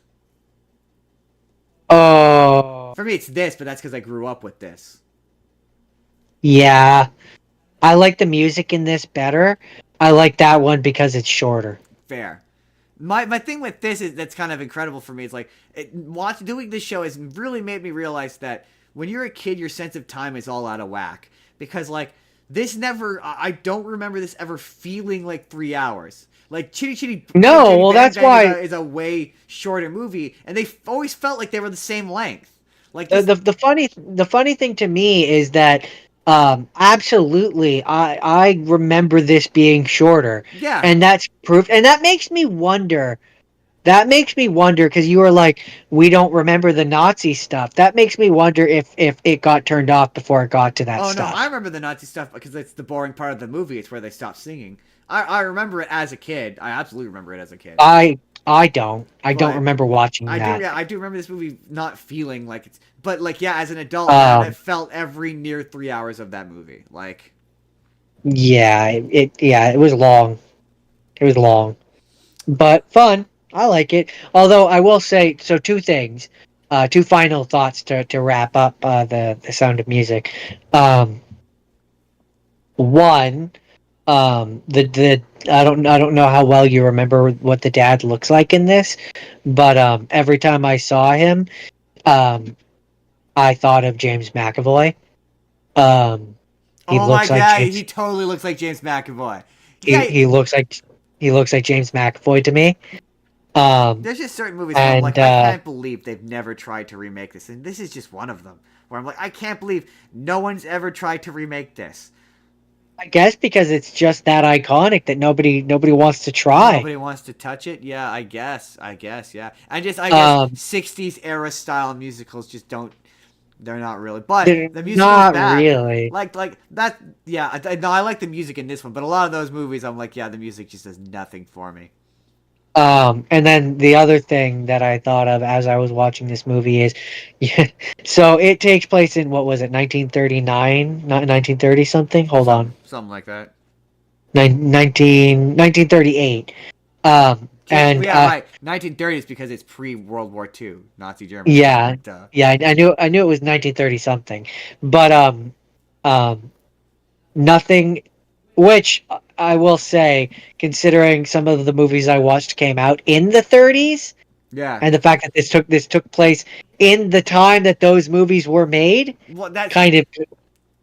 so. It's a point I meant to bring up during Charlie Chaplin, but I'll say it here. Watching movies from this era is kind of spooky because you're looking at ghosts. Right? Like that was my thing with Charlie Chaplin was like I found watching people in the background and seeing what fashion looked like, how people walked, like that the Charlie Chaplin movies idea, how traffic worked, like where it's like cars are just kind of going wherever they want, and like there are just horses randomly walking in the street because they like infrastructure hasn't developed around cars yet. Like, Right. yeah, this movie's like that. Yeah, these movies are spooky because yeah, a lot of these people are dead. Like a lot of them are Um, dead. but one of the thoughts that I had as I was watching this movie is, nothing tells me that it's supposed to take place in the 70s or in the more than the than the simple fact that, my God, this man had 7 children and Right? still lived in a mansion. Well, to be fair, I think he's a baron, so he's technically rich. But yeah, I No. know. Still, and he's also technically in Austria, and but yeah, still, you're not wrong. Is that it? Seven children. Is that the Seven sound of? children. My man got busy. Is that okay, Jordan? You know what? This is probably also gonna depend. We're making so many YouTube videos today, Jordan. What do you think we should call this one? Um, the Sound of Music was too long. It was too long. Yeah, the entire. I like that. The sound of music was entirely too long. Yeah, I like yeah, that. That's a good one. I like that. Is that the sound of music, Jordan? That is the Sound of Music. See, I like it when we say the name of the title in the video. So then when I'm editing it later, I'm like, right, that's the name I thought of when I was doing. Because sometimes I think of the names while we're doing the show, and then I forget them, and then I'm like, what was the name I had? It was a good name. My first one. So my two half scenes. I'm just gonna begin it with this. They're modern movies. Modern movies. Both ironically start with a T. So my first one. It was from the new list. It's a new one. It's from the top one. It kicks something off, but it is Toy Story. We've talked about the newer Toy Story movies before, but we've never really talked about the original one and how just like utterly influential it was. I believed it kicked something off the list. I don't remember what, but just utterly influential for what it did for animation. Obviously, it's the first fully 3D animated movie. The vocal performances are great. A thing I noticed Buzz Lightyear kind of looks like George Clooney. I don't know if that's intentional, but he really looks like George Clooney. Like a lot of his facial expressions are just George Clooney. Jordan, I'm not going to recap. It probably was intentional because it wasn't originally supposed to be Tim Allen. Oh, really? That I didn't know. Oh, interesting.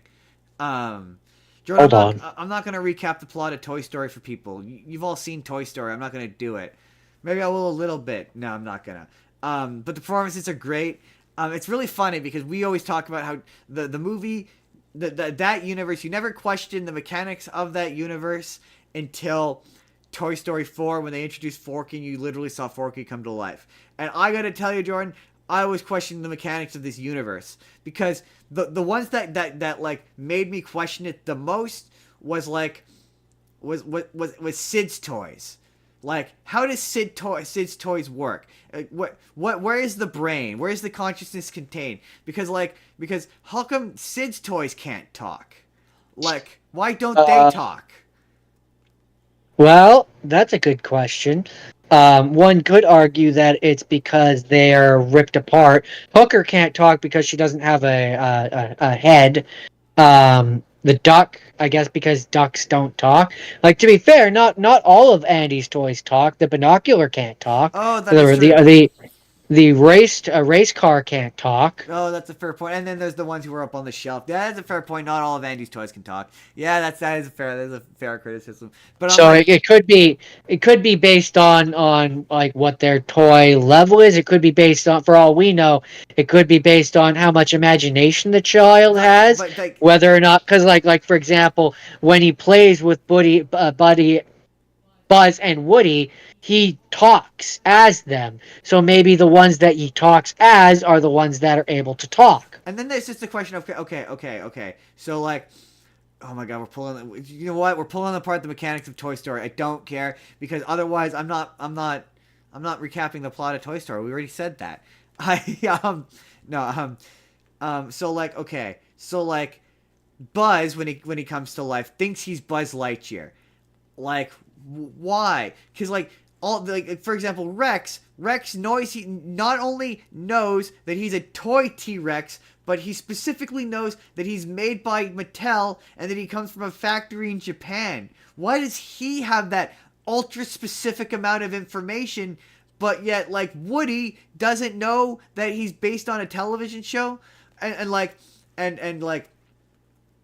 the Toy Story, the sort of indicates that Buzz Lightyear is a superhero. Okay, so he's like you're a Buzz Lightyear. So like it kind of implies that Buzz Lightyear is a well-known IP. So like they know that Buzz Lightyear is a well-known IP, but Woody is, and I know obviously they hadn't thought of that before the second movie, but I'm saying like in universe, why do some of these characters seem to be acutely aware of like what they are and then others aren't? Like even within the context of this movie, it doesn't make sense. Because shut up. That's why. You're not supposed to think about it. Shut up. You're not supposed to think about it. There were a lot of actors that were considered to be Buzz. A lot. Don't tell me all of them. Was George Clooney one of them?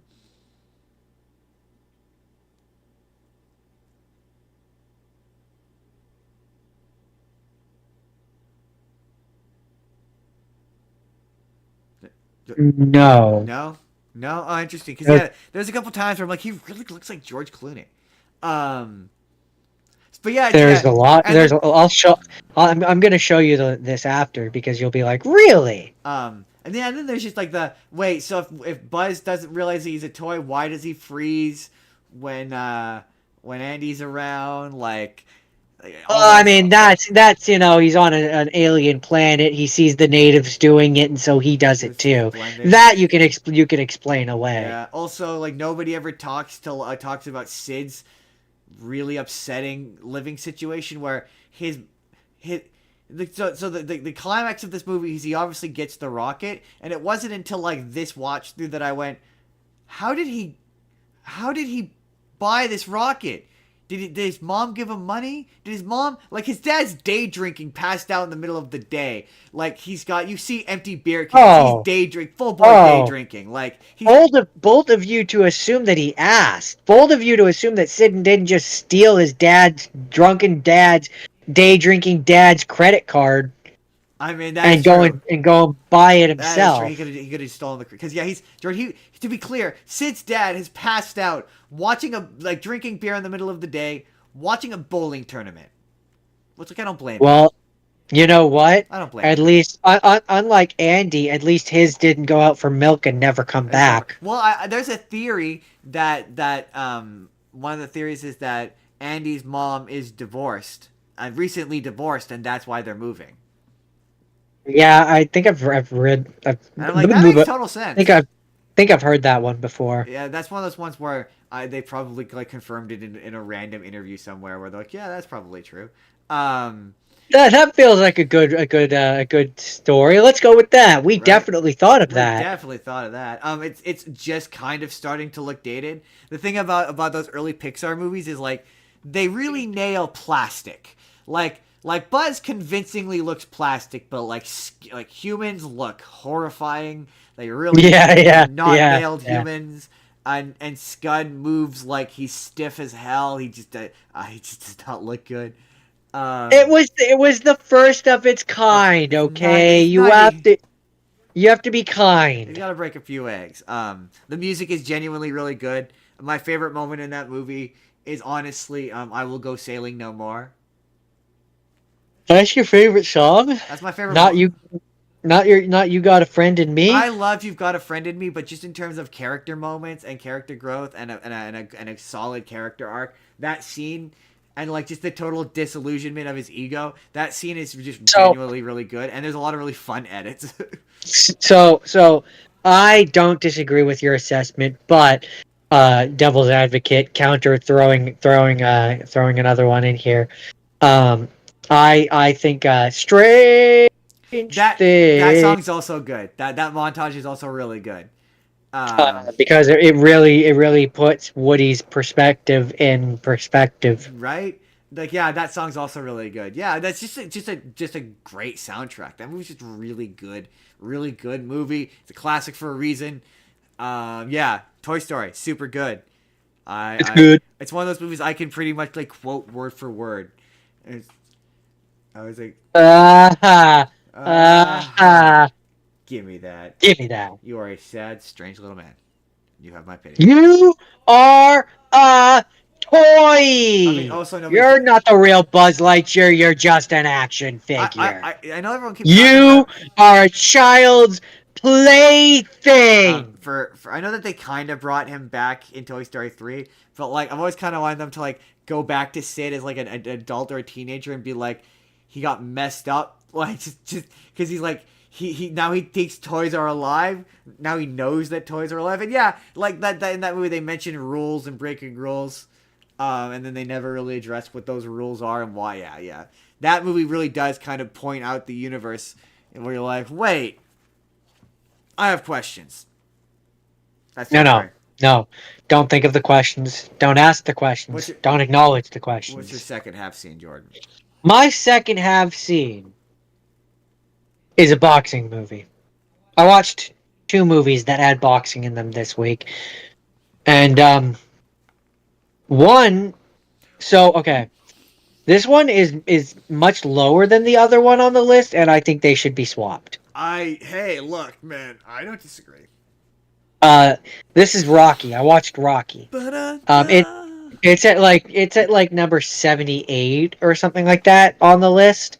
And the next one that I'm going to be talking about, which is also boxing, is at like 25. Which is also and I'm just like, that's insane.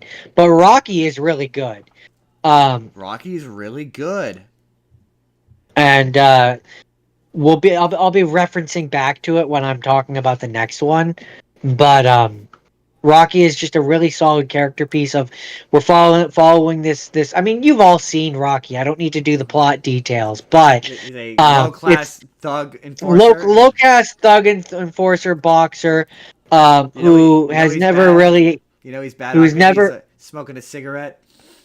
Who's never really gotten the chance to go big. No, and everyone's a dick to him. And he's an idiot. And he's simple, Jordan. He's a simple fellow. He's not a bright guy because he took a lot of blows to the head. That's what I said. He's an idiot. Yeah. there's things in this movie where it's like that's problematic by today's standard. Oh man, yeah, his first date with Adrian is so problematic. Her consent is dubious at best and makes me uncomfortable.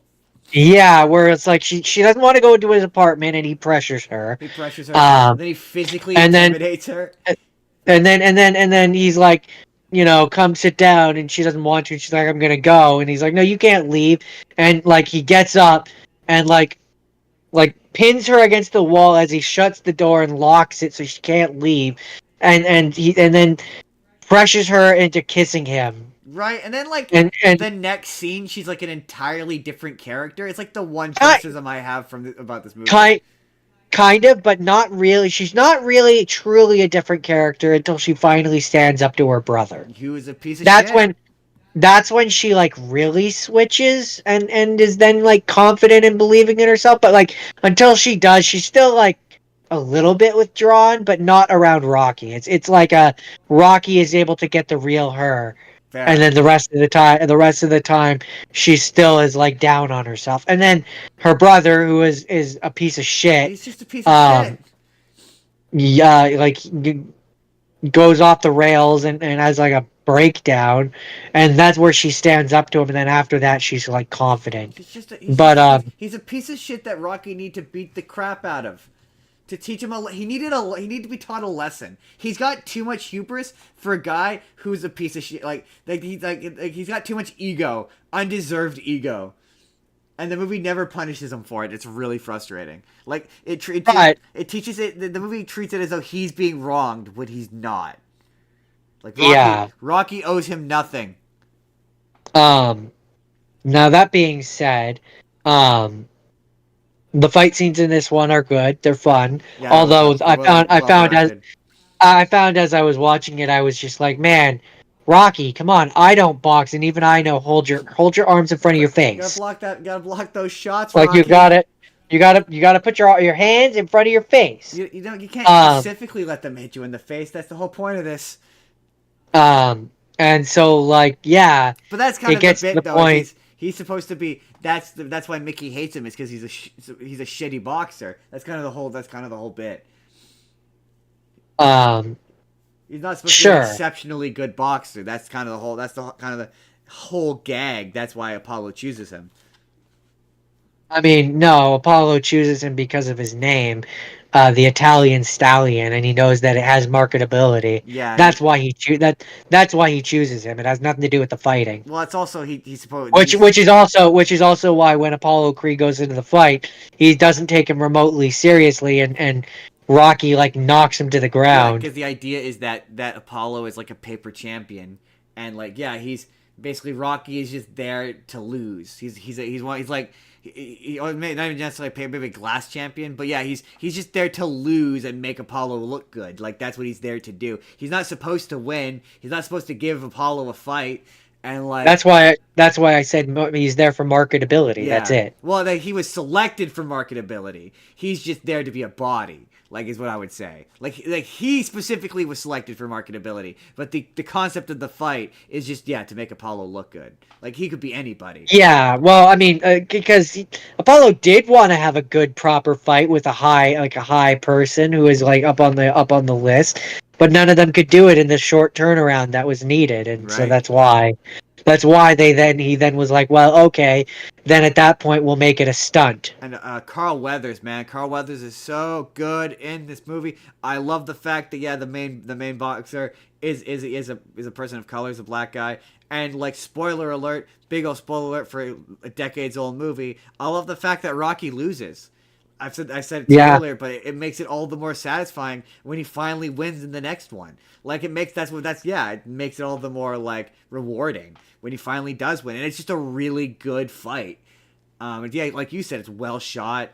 All the performances are good. Mickey's a dick. Rocky's indignation is totally warranted, where he's like, you didn't want me. The only reason why you want me now is because I've got this shot. Like, this is completely disingenuous. You don't want to protect me from anything. Like, I'd be like, fuck you you. don't you don't Shove it you up don't your give a shit. right. You don't care. Like you only care because of the attention I can bring to your gym by you being my trainer. That's the only reason why you want to be my trainer. It's not for any like altruistic or value. You don't value me as a person. Like we were like he's an asshole to him the whole movie. He's never nice to him once until he can use him. And then my favorite part is, or one of my favorite parts, is when he's with the news person. I was making fun of this as I was watching it. He's with the news lady or whatever in the meat locker, like doing This is really the unsanitary. I'm just like, and news is now recording how this unsanitary practice is happening. This place will immediately, of course, be shut down after this. You know, it's funny. They are serving this to the public. To be fair, that might predate food safety laws. That's a good point, actually. I hadn't thought of that. But yeah, yeah. No, the other thing we have to mention this the soundtrack. The soundtrack is iconic. It's just Da da da. 1970s. Yeah, Come Fly With Me Now is one of the most Da da iconic da. pieces of orchestral music ever. Da da da da da. The extended version where you got the guitar solo is just so fucking good. It's just such a good movie. Yeah, man. Written by Sylvester Stallone. He had an absolute. I think he like mortgaged. He was like broke when he made it. He like had to mortgage something or sell something. Like just utterly incredible. One of my all-time favorite movies. Maybe my favorite boxing movie. Probably my favorite boxing movie. I don't know because I really like Rocky 3 and 4. Those are my favorite. I think those are my favorite Rocky movies. But just really good. Jordan, what else do you have to say about Rocky? It had a budget of 1,100,000, and it had a box office of 225 million. Big hit. And it absolutely deserves to be on the list. Apparently, it was. I was reading something about in 2006, Library of Congress selected Rocky for preservation in the United States National Film Registry. Yep. As being culturally, historically, or aesthetically significant. It's usually how these things wind up on this list. They get added to the Library of Congress like that. Jordan, is that Also, the sequel came out in 1979. All right. The sequel is also very good. That's Rocky. Yeah, I'm gonna have to find a reason to watch Rocky 2 for this show because I love Rocky 2. Rocky 2, also a phenomenal movie, just so gosh darn good. My second half had seen Jordan, was another one that was added to this list for the 10th anniversary, and it also starts with the letter T. It is a movie called Titanic, Jimmy Cameron's own Titanic, which I said the last time I watched it, and I still agree this time, is a movie for everyone. That movie has literally something for everyone. If you're a woman, it has a romantic tension between Jack and Rose, and it's a really romance. It's a tragic romance. You can get invested in these characters. And for the guys, it's an action movie where Jack and Rose have to somehow seemingly escape a sinking boat. And for disaster movie fans, it's a movie where a lot of people die brutally. Yeah, I remember always just putting the second tape in and having a great time. It's what's known as a 4-quadrant movie. It hits all the quadrants. It hits every core audience member you could possibly want, which is probably why it's one of the most successful movies of all time. Like several $1 billion at this point. And look, it's a pretty darn good movie. I really liked it. It's entirely too long. I'm surprised we by how little we've said that this week. I think we've only kind of said it once, but it's entirely too long. It's a pretty good, in my opinion, a pretty good movie. That would be a much better movie if you shaved off like half an hour. And you easily could. There's so many, in my opinion, extraneous scenes. I would like completely cut out the framing device, which is like an additional 27 minutes of this movie. There's like scenes with Jack and Rose I would straight up cut out. Like there's so much of this movie that I would slice and dice down to like a 2-hour runtime. At best 2:15. Like I would cut down almost an hour of this. But like it's kind of incredible because you know it's gonna happen. Like it straight up tells you what's going to happen. It shows you what's going to happen in like the coldest, clinical, most scientific way possible. And when you get to the end and you see it in this like emotional, horrific way, you understand it. You don't need it you don't need it explained to you. You understand why these things are happening because they told you. And it's really kind of neat. And yeah, the performances are good and it's proper sad and the soundtrack is really good. It's technically impressive. The level of detail that James Cameron got on the story of the Titanic is incredible. Would you say that your heart will go on? My heart will indeed. My heart goes out to you. And you, and you, and you. And you, and you, and you. No, it's really good. Yeah, when we were kids, we owned this on VHS, and we used to watch the second tape because that's the best part of this movie.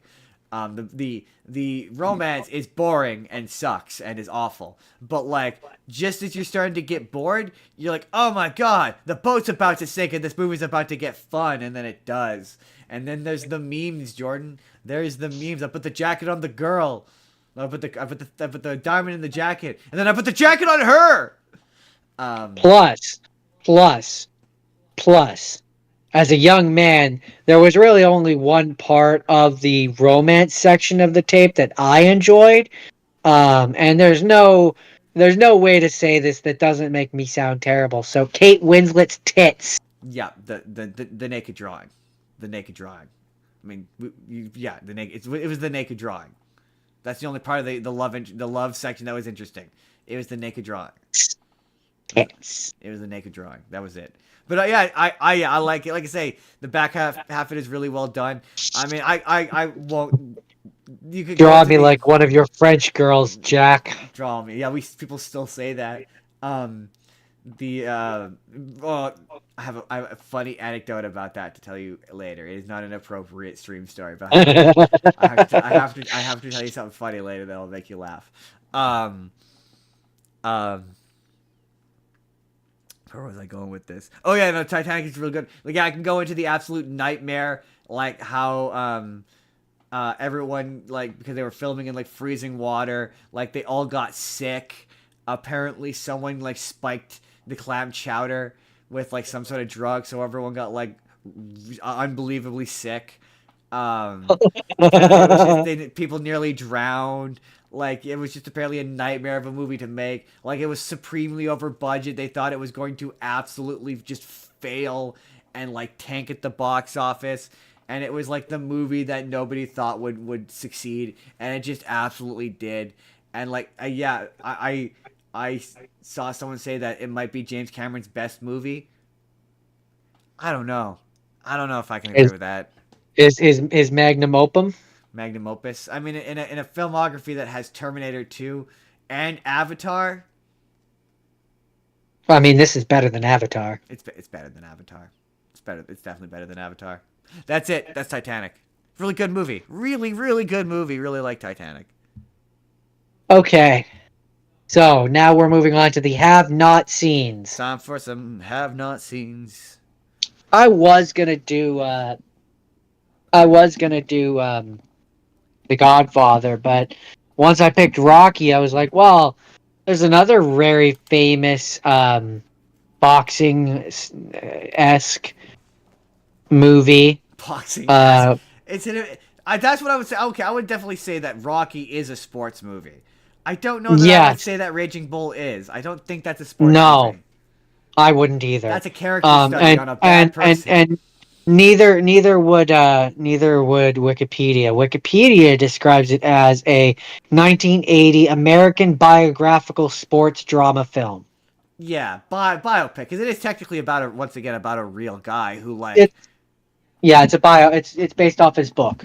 Okay, I mean, just to again, well, you say what you say your bit, and I will say what I find perplexing about this movie. Okay, so first off, you remember how you said that we haven't said that the movies were too long very much today? This movie was too long. Fair. Way too long. Entirely too long. So much too long. And And I understand that this is the point, but when I'm just going to refer to actors. Yeah, fine. When Robert De Niro is supposed to be our quote unquote hero, But he's certainly the main protagonist. main character, protagonist, I don't know how you want to refer to him. I would go But protagonist, not the good but guy. That's for sure. but when he's such a piece of shit God, he's just such a and piece he's of so shit. unlikable, He's it just. makes it hard to want to finish the movie. And my thing is like he's such a piece of shit, but the movie never like makes that's not the point. That's not the point that he's a bad person, but he's an exceptionally bad person that the movie wants you to sympathize with. Like He's unapologetically bad. right Is and like how I would word he it. doesn't ever see, at least in my opinion. Maybe this again. Someone's gonna yell at us for misunderstanding this, but um. Someone's gonna yell at us for misunderstanding this movie, but like, yeah, it never seems to like punish him for being awful. Like he never seems that never seems to be why it does it. I mean, I guess it does because of he gets arrested, but it does. But you could make the argument that he's not.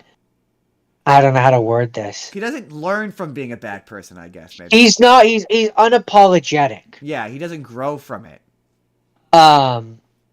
And this is where it's like I end up comparing this movie to Rocky because they both have boxing in them, but Rocky, yeah, he's a bad guy. He works as a mob enforcer. He's not great, but like he's at least you feel like he's trying to be better. My thing with Rocky, I think what I said about this was like Rocky at his core is a guy who, yeah, does he make some bad choices? Is he the greatest person on the planet? Like, no, but fundamentally in his heart, he's like a good, decent guy who just made bad choices.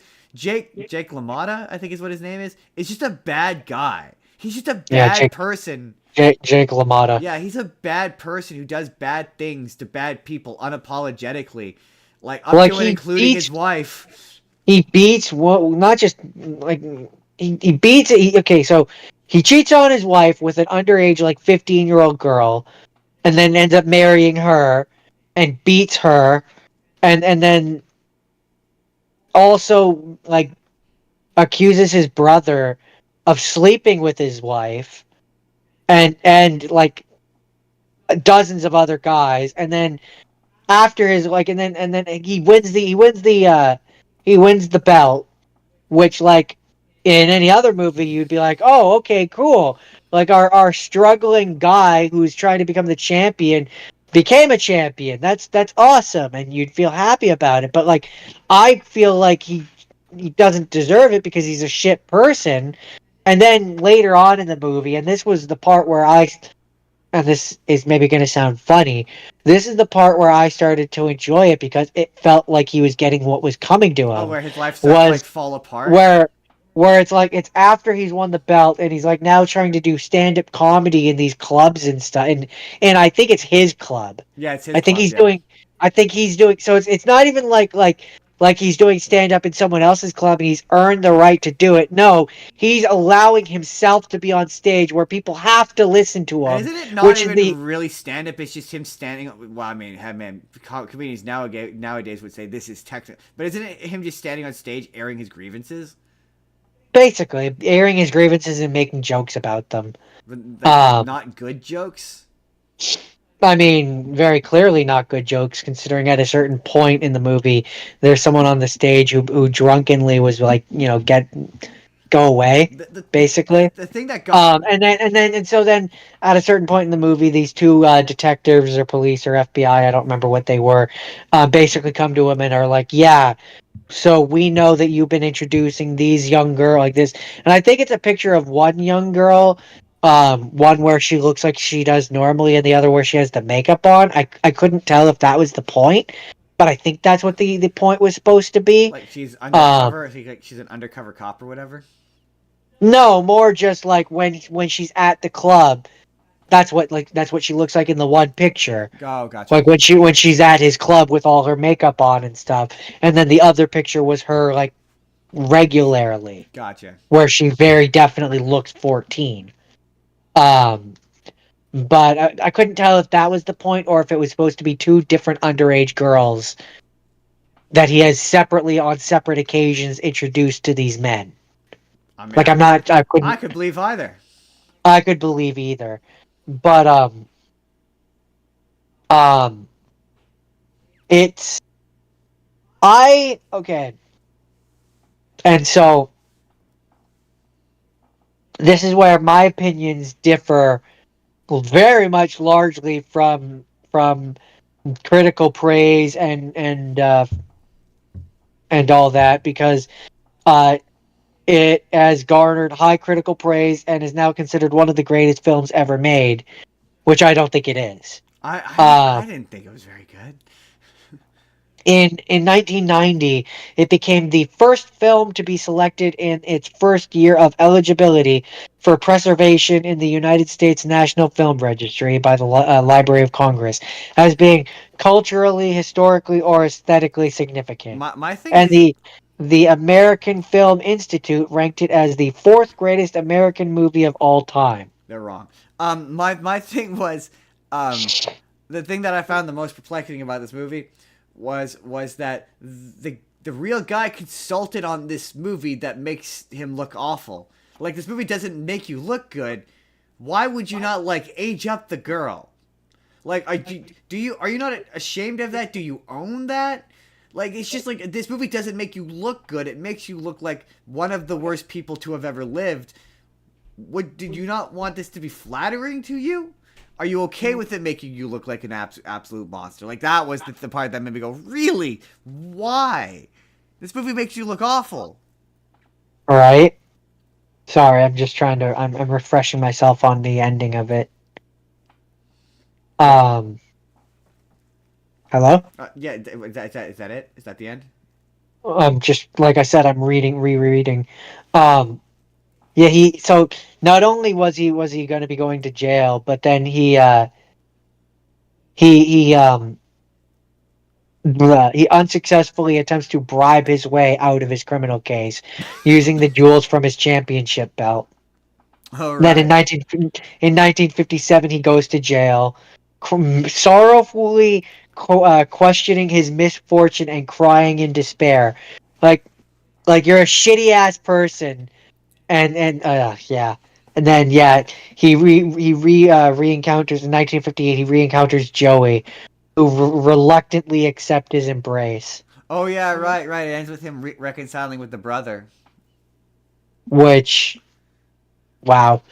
Yeah, no, so to answer the question of do I think this one Kicking deserves to it, be on the top 100? No, kicking it off the list. I would kick this off the list. In fact, I would say like this is like I said, this was like up at 25, and Rocky was down at 79. I think Rocky deserves to be way higher than this. I mean, I don't disagree. If you fair, I love Rocky. It's hard not to disagree with that. With that. But that's all that I have to say about Raging Bull. Okay, so my two have scenes are movies that were added once again. I guess all my have not have scenes were movies that were added to the list. So these are ones I had not seen because my big thing was, like I said, I kind of gave up, and I was kind of disappointed because there were some of these movies that I was kind of interested in, and the first one that I was kind of interested in was a movie called Cabaret, and like I saw the poster for this, and I read what it was about, and I was like, maybe I'll swap this out for who's raising Virginia Woolf, but then that also sounded boring, so I went back to Cabaret. And so Cabaret is about a gentleman who's a scholar. He's in Germany pre World War II at the start of the rise of the Nazi Party. He is there as an academic to do his dissertation on something, and it's the guy who plays, you know what, Austin Powers. Yes. What about it? You know the actor who plays Basil Exposition with British intelligence? Yes. It's him. Yes. He's in this. Okay. He's the Got main lead guy, and it's him and it's Liza Minnelli. And yeah, he's traveled to Germany, and he meets a young promiscuous woman played by Liza Minnelli, who is, I would describe as a like proto manic pixie dream girl kind of character, who is like whimsical and like kind of like flight of fancy and like bangs a bunch of dudes. and he moves into like her hostel, and initially like they're not, and at night she works at a cabaret.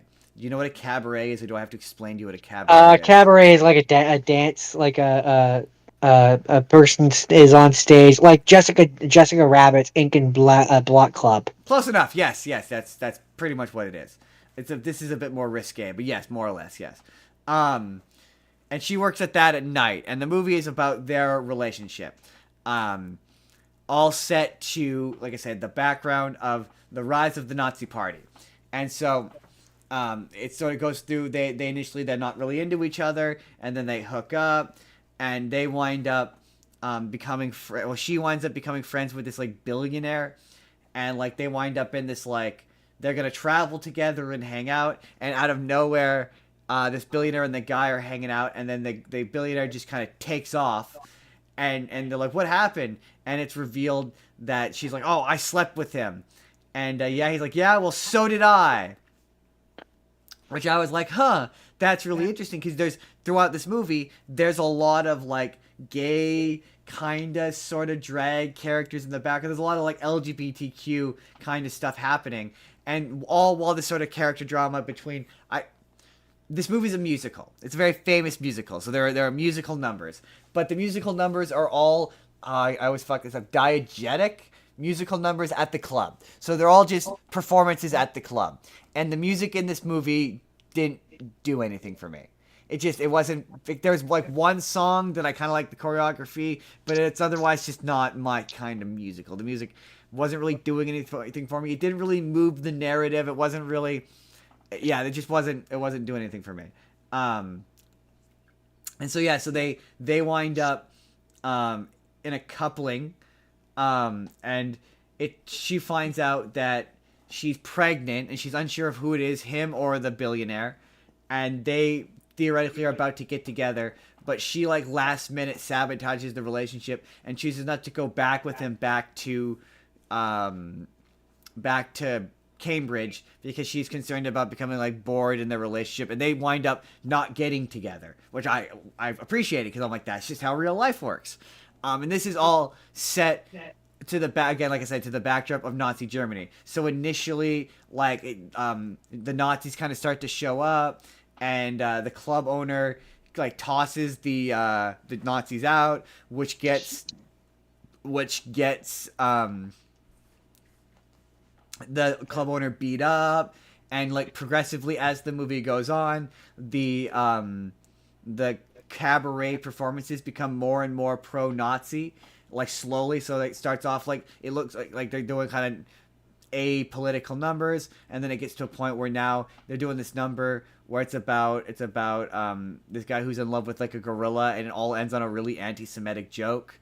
And then there's you slowly see all of the support for the Nazis kind of bleed in to the point that like at the end you see in the front row is now all Nazis.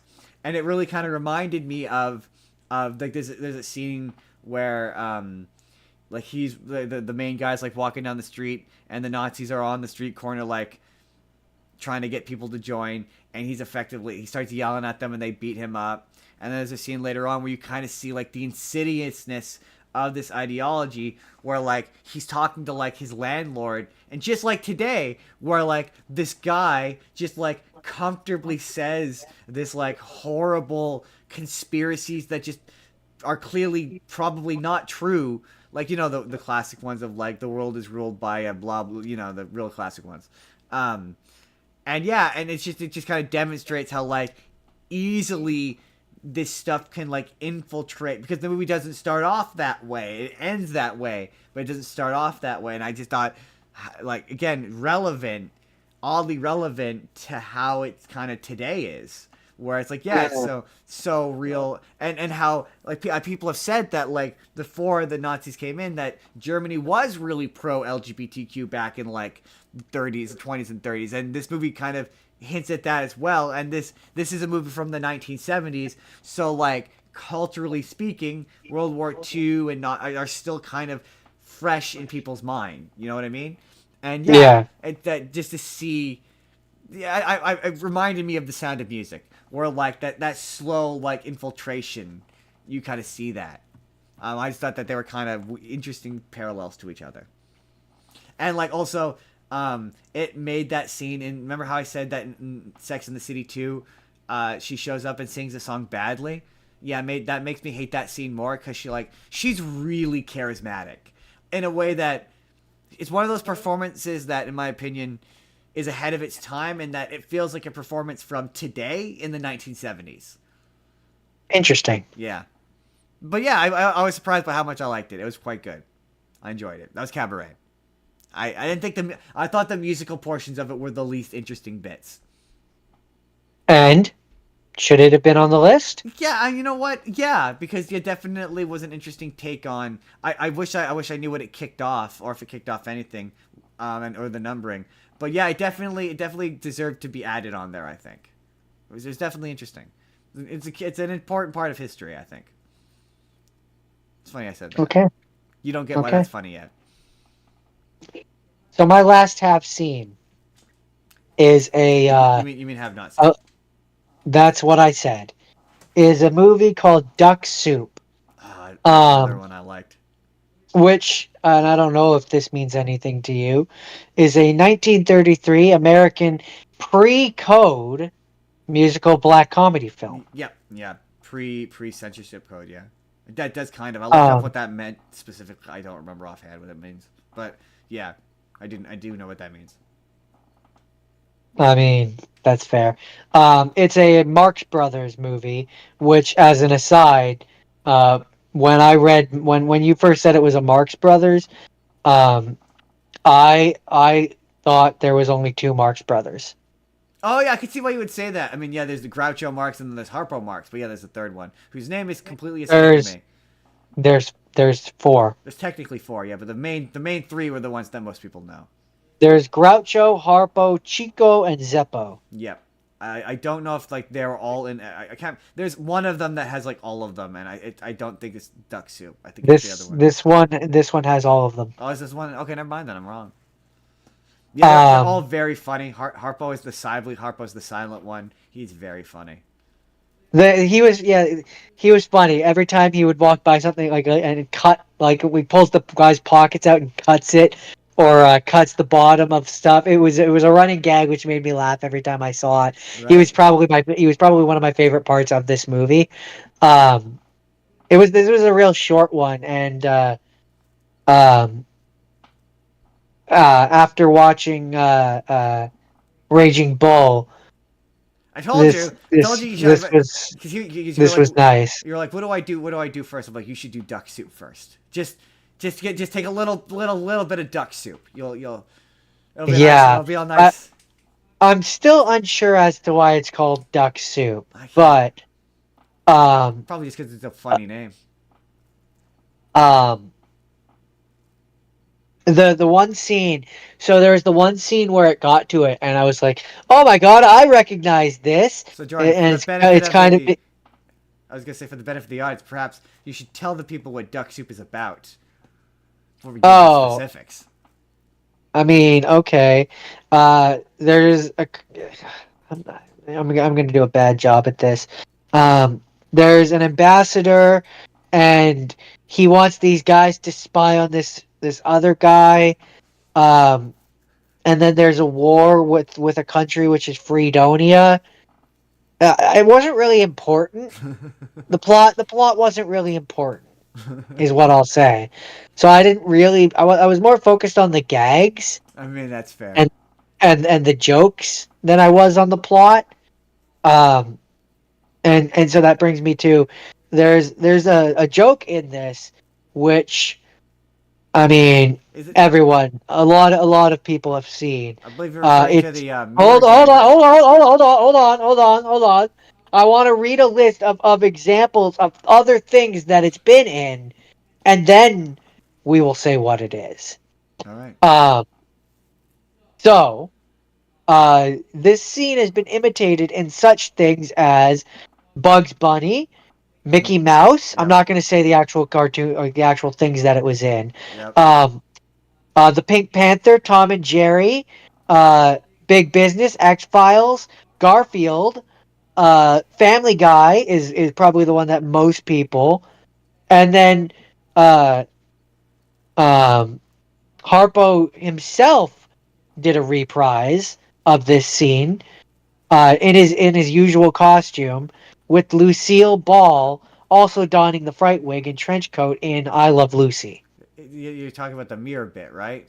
I am talking about the mirror bit. Yeah. Um, Explain the mirror bit for people who don't know the mirror bit. the mirror bit is where like there's a frame or a something, and the actual mirror part of the mirror has been knocked out, and someone who is dressed identically or is a clone of or in some way looks identical to the original person is on the other side of the mirror, window, what have you, and is imitating everything that the person does. You know, it's really funny.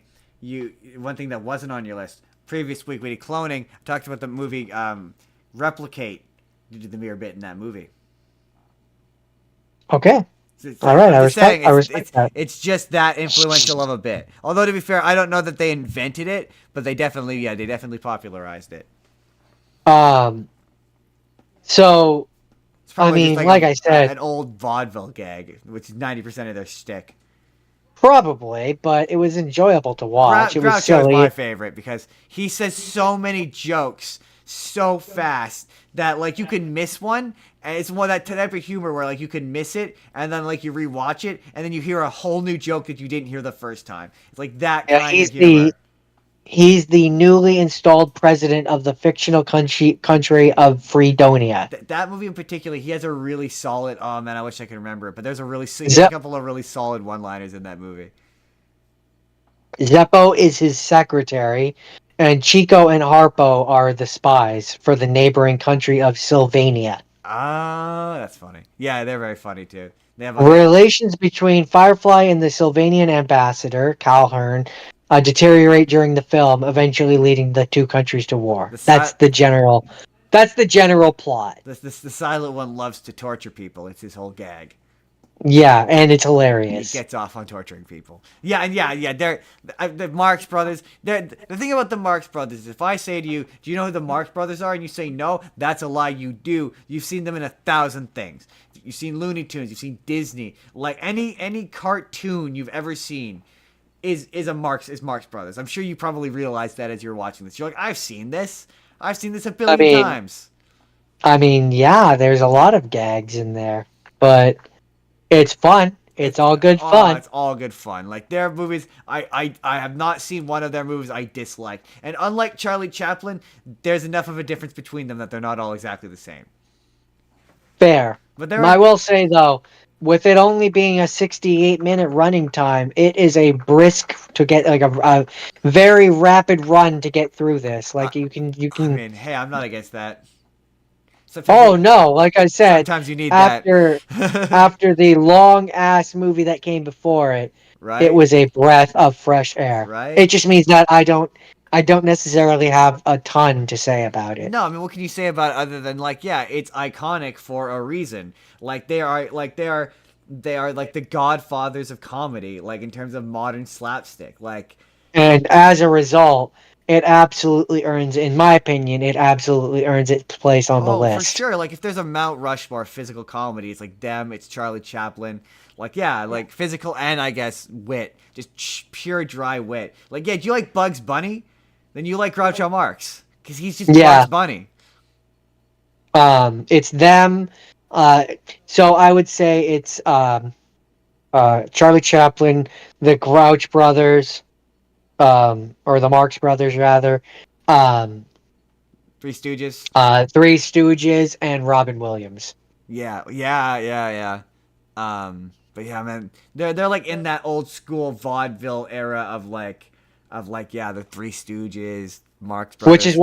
Which is why I put Robin Williams up there, because I think he also does that, and I think that's part of what made Robin Williams as strong as he was, is he brought that kind of physical energy to things in a time when it was no longer quite as common. I don't know if he's quite the same kind of comedian. Cause the vaudevillian comedian isn't he's not really a vaudevillian comedian, but he's definitely in that like space of being iconic. I definitely agree.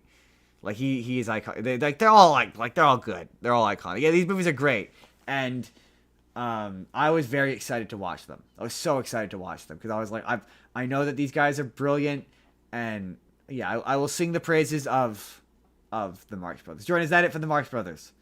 That is it for Duck Soup. Now here's my question as you wrap up your top 100 experience, Jordan, and before I get to my final one, would you come back to this? Would you do a part 2? Maybe if I could do your list. Interesting. That's fair. I gotta be honest. Well, yeah, I gotta be honest. There's not many that there's not many much differences of stuff that you had seen other than the ones I did. Would you watch another Marx Brothers movie? That I would probably do, yeah. Would you watch another Charlie Chaplin movie? Maybe. Interesting. Fair enough. I respect your Would depend. It would depend on the context. To be fair, there's only one more, and I think it gets booted off in the one. Also, there's other AFI lists we could do. I just picked the 2 top 100 ones. There's other 100 lists we could do. We'll talk. We'll think about it. That's interesting. So my final one, is a movie called All the President's Men. It is directed and stars Robert Redford and Dustin Hoffman, and it is about the Watergate investigation. So it's based on the book written by Woodward and Bernstein, the guys who blew open the Watergate scandal, and it's pretty much exactly that. It's a lot of guys a lot of news nerds sitting in rooms discussing news stories. And that's all it is. It's just journalism. It's just guys doing boring journalism jobs, occasionally dramatically interviewing people. It's kind of funny because the movie, it sure paints the Watergate criminals as kind of being blatantly incompetent, because how they get busted is they leave the door taped open, and the security guard walks along and sees that someone's left the door open, and they just happen to see 5 guys standing there trying to break into this office. And what's kind of wild about, I don't want to get into Watergate, we don't have the time, but the wild thing about Watergate and this, it's you're like, oh man, everyone knows Watergate as being this big American political thing, right? But this movie kind of shows that, I think this came out in the 70s, right? Still when it was still fairly fresh in people's minds, but people don't kind of realize that they didn't care about Watergate. They were told not to do this, not to investigate this, because they were nobody cares about Watergate. Because to be clear, Nixon didn't need to do Watergate. He was almost guaranteed to win the next election. He was just so paranoid he did it anyway. But he didn't need to do it. He was going to win no matter what. And he ended up having to cut his term short, famously, because he did this. So this ended up costing him his presidency anyway, which is just the wild irony of it. Yeah, back in a time when presidents that did bad things actually were held accountable to it. That's kind of wild about this. Is I'm oh, if this happened today, they would just be oh, what does it matter? Nobody cares. But nobody cared back then. But people at the very least cared enough to be indignant enough to pressure him into leaving. Shame. That I would say that it wasn't that people cared. It's just that shame was still a thing. So he felt shame over it. I think maybe is the difference. But yeah, it's just kind of wild. Again, I think it was one of them, Woodward or Bernstein, that has compared modern times to Watergate, and they're man, Watergate was so small compared to stuff that happens today. Right. In terms of this movie, yeah, it's an engaging movie. If you're into guys solving a mystery. It's a great even if you don't, it's compelling enough that knowing that it's based on a true story kind of makes it more interesting than less interesting. You're oh, what went into discovering this thing in America? I'm trying to think, was there anything else I had to say about that movie? I'm stalling. I don't think so. Yeah, no, it has a oh, that's what I was gonna say. It's one of those movies that it's iconic in the sense that everyone's done a variation of Deep Throat. Deep Throat is, you know it. There's a sketch from there's a cutaway from Family Guy where they meet Scratchy Throat. It's the that you meet the guy in the parking garage and he's wearing a trench coat and you have the car and it lights him up from behind and he's like got his hands in his pocket. That. Okay. Yeah. Yeah. That's not what my brain first thought when I heard Deep Throat. It is. The name does come from that. Yes. There's a scene where the guy's like, yeah, I came up with that. The notion being like the idea not. Well, I don't know. I think it was like it doesn't sort of. It's supposed to reference the fact that like he has a lot of information coming from his mouth. That is not specifically a reference to that, but I think it's tongue in cheek meant to be a reference to that. I think. But no, yeah, this week was wild to me. Like just to summate this week before we move on to next week and we forget all about this, as we always do. I just my thing about old movies is just being like, what did we learn from? This is what the culture, this is what the zeitgeist, this is how people were feeling. Like when I do Star Trek, I constantly bring up like, imagine like watching this in its time and like the cultural context of this. It's so fascinating how the thing I learned the first time I did this list and the first time I did this movies is just truly how humans never learn their lesson. Oh, no, absolutely not. It's kind of incredible how we made all this media warning us of all this stuff, like to go back to network, warning us about the perils of 24 hours news cycle and how not to do that and then how we did it anyway. And yeah, just spotting all of these things, letting billionaires corporately own your news, how that is abhorrent and you shouldn't do that in both Citizen Kane and whatchamacallit, Network. And it was just so weird to me how like I didn't set out to do a theme and it just kind of evolved. It was very strange. I can't speak for you. I enjoyed this week. I had a good time. But with that, it's time, Jordan. It's time to do the assignment for next week. And we don't get to do Valentine's Day because our show is on a Saturday and Valentine's Day is on a Friday. So our Valentine's Day episode is gonna go out a week early. As next week we do chick flicks. That is romantic comedies. That is romances. And in Jordan's case, we don't acknowledge Valentine's Day. And in Jordan's case, Jordan will be made to watch Sex and the City or he will be flogged. For legal purposes, I have to state he will not be flogged. It's important that everyone understands that. But he will sometimes being flogged is less of a punishment. Jordan, that will be Jordan's question. Is flogging less of a punishment than Sex and the City? We'll find out. Hey, Jordan, I will say this. And I mean, unless it's changed, pretty sure Sex and the City's on Crave. Yeah, but now it'll be in French. Yeah, now it'll be in friggin' French. Anyway, Jordan, that's the end of the show. Where Jordan, let's do those end of show plugs. Where can the people find you, Jordan?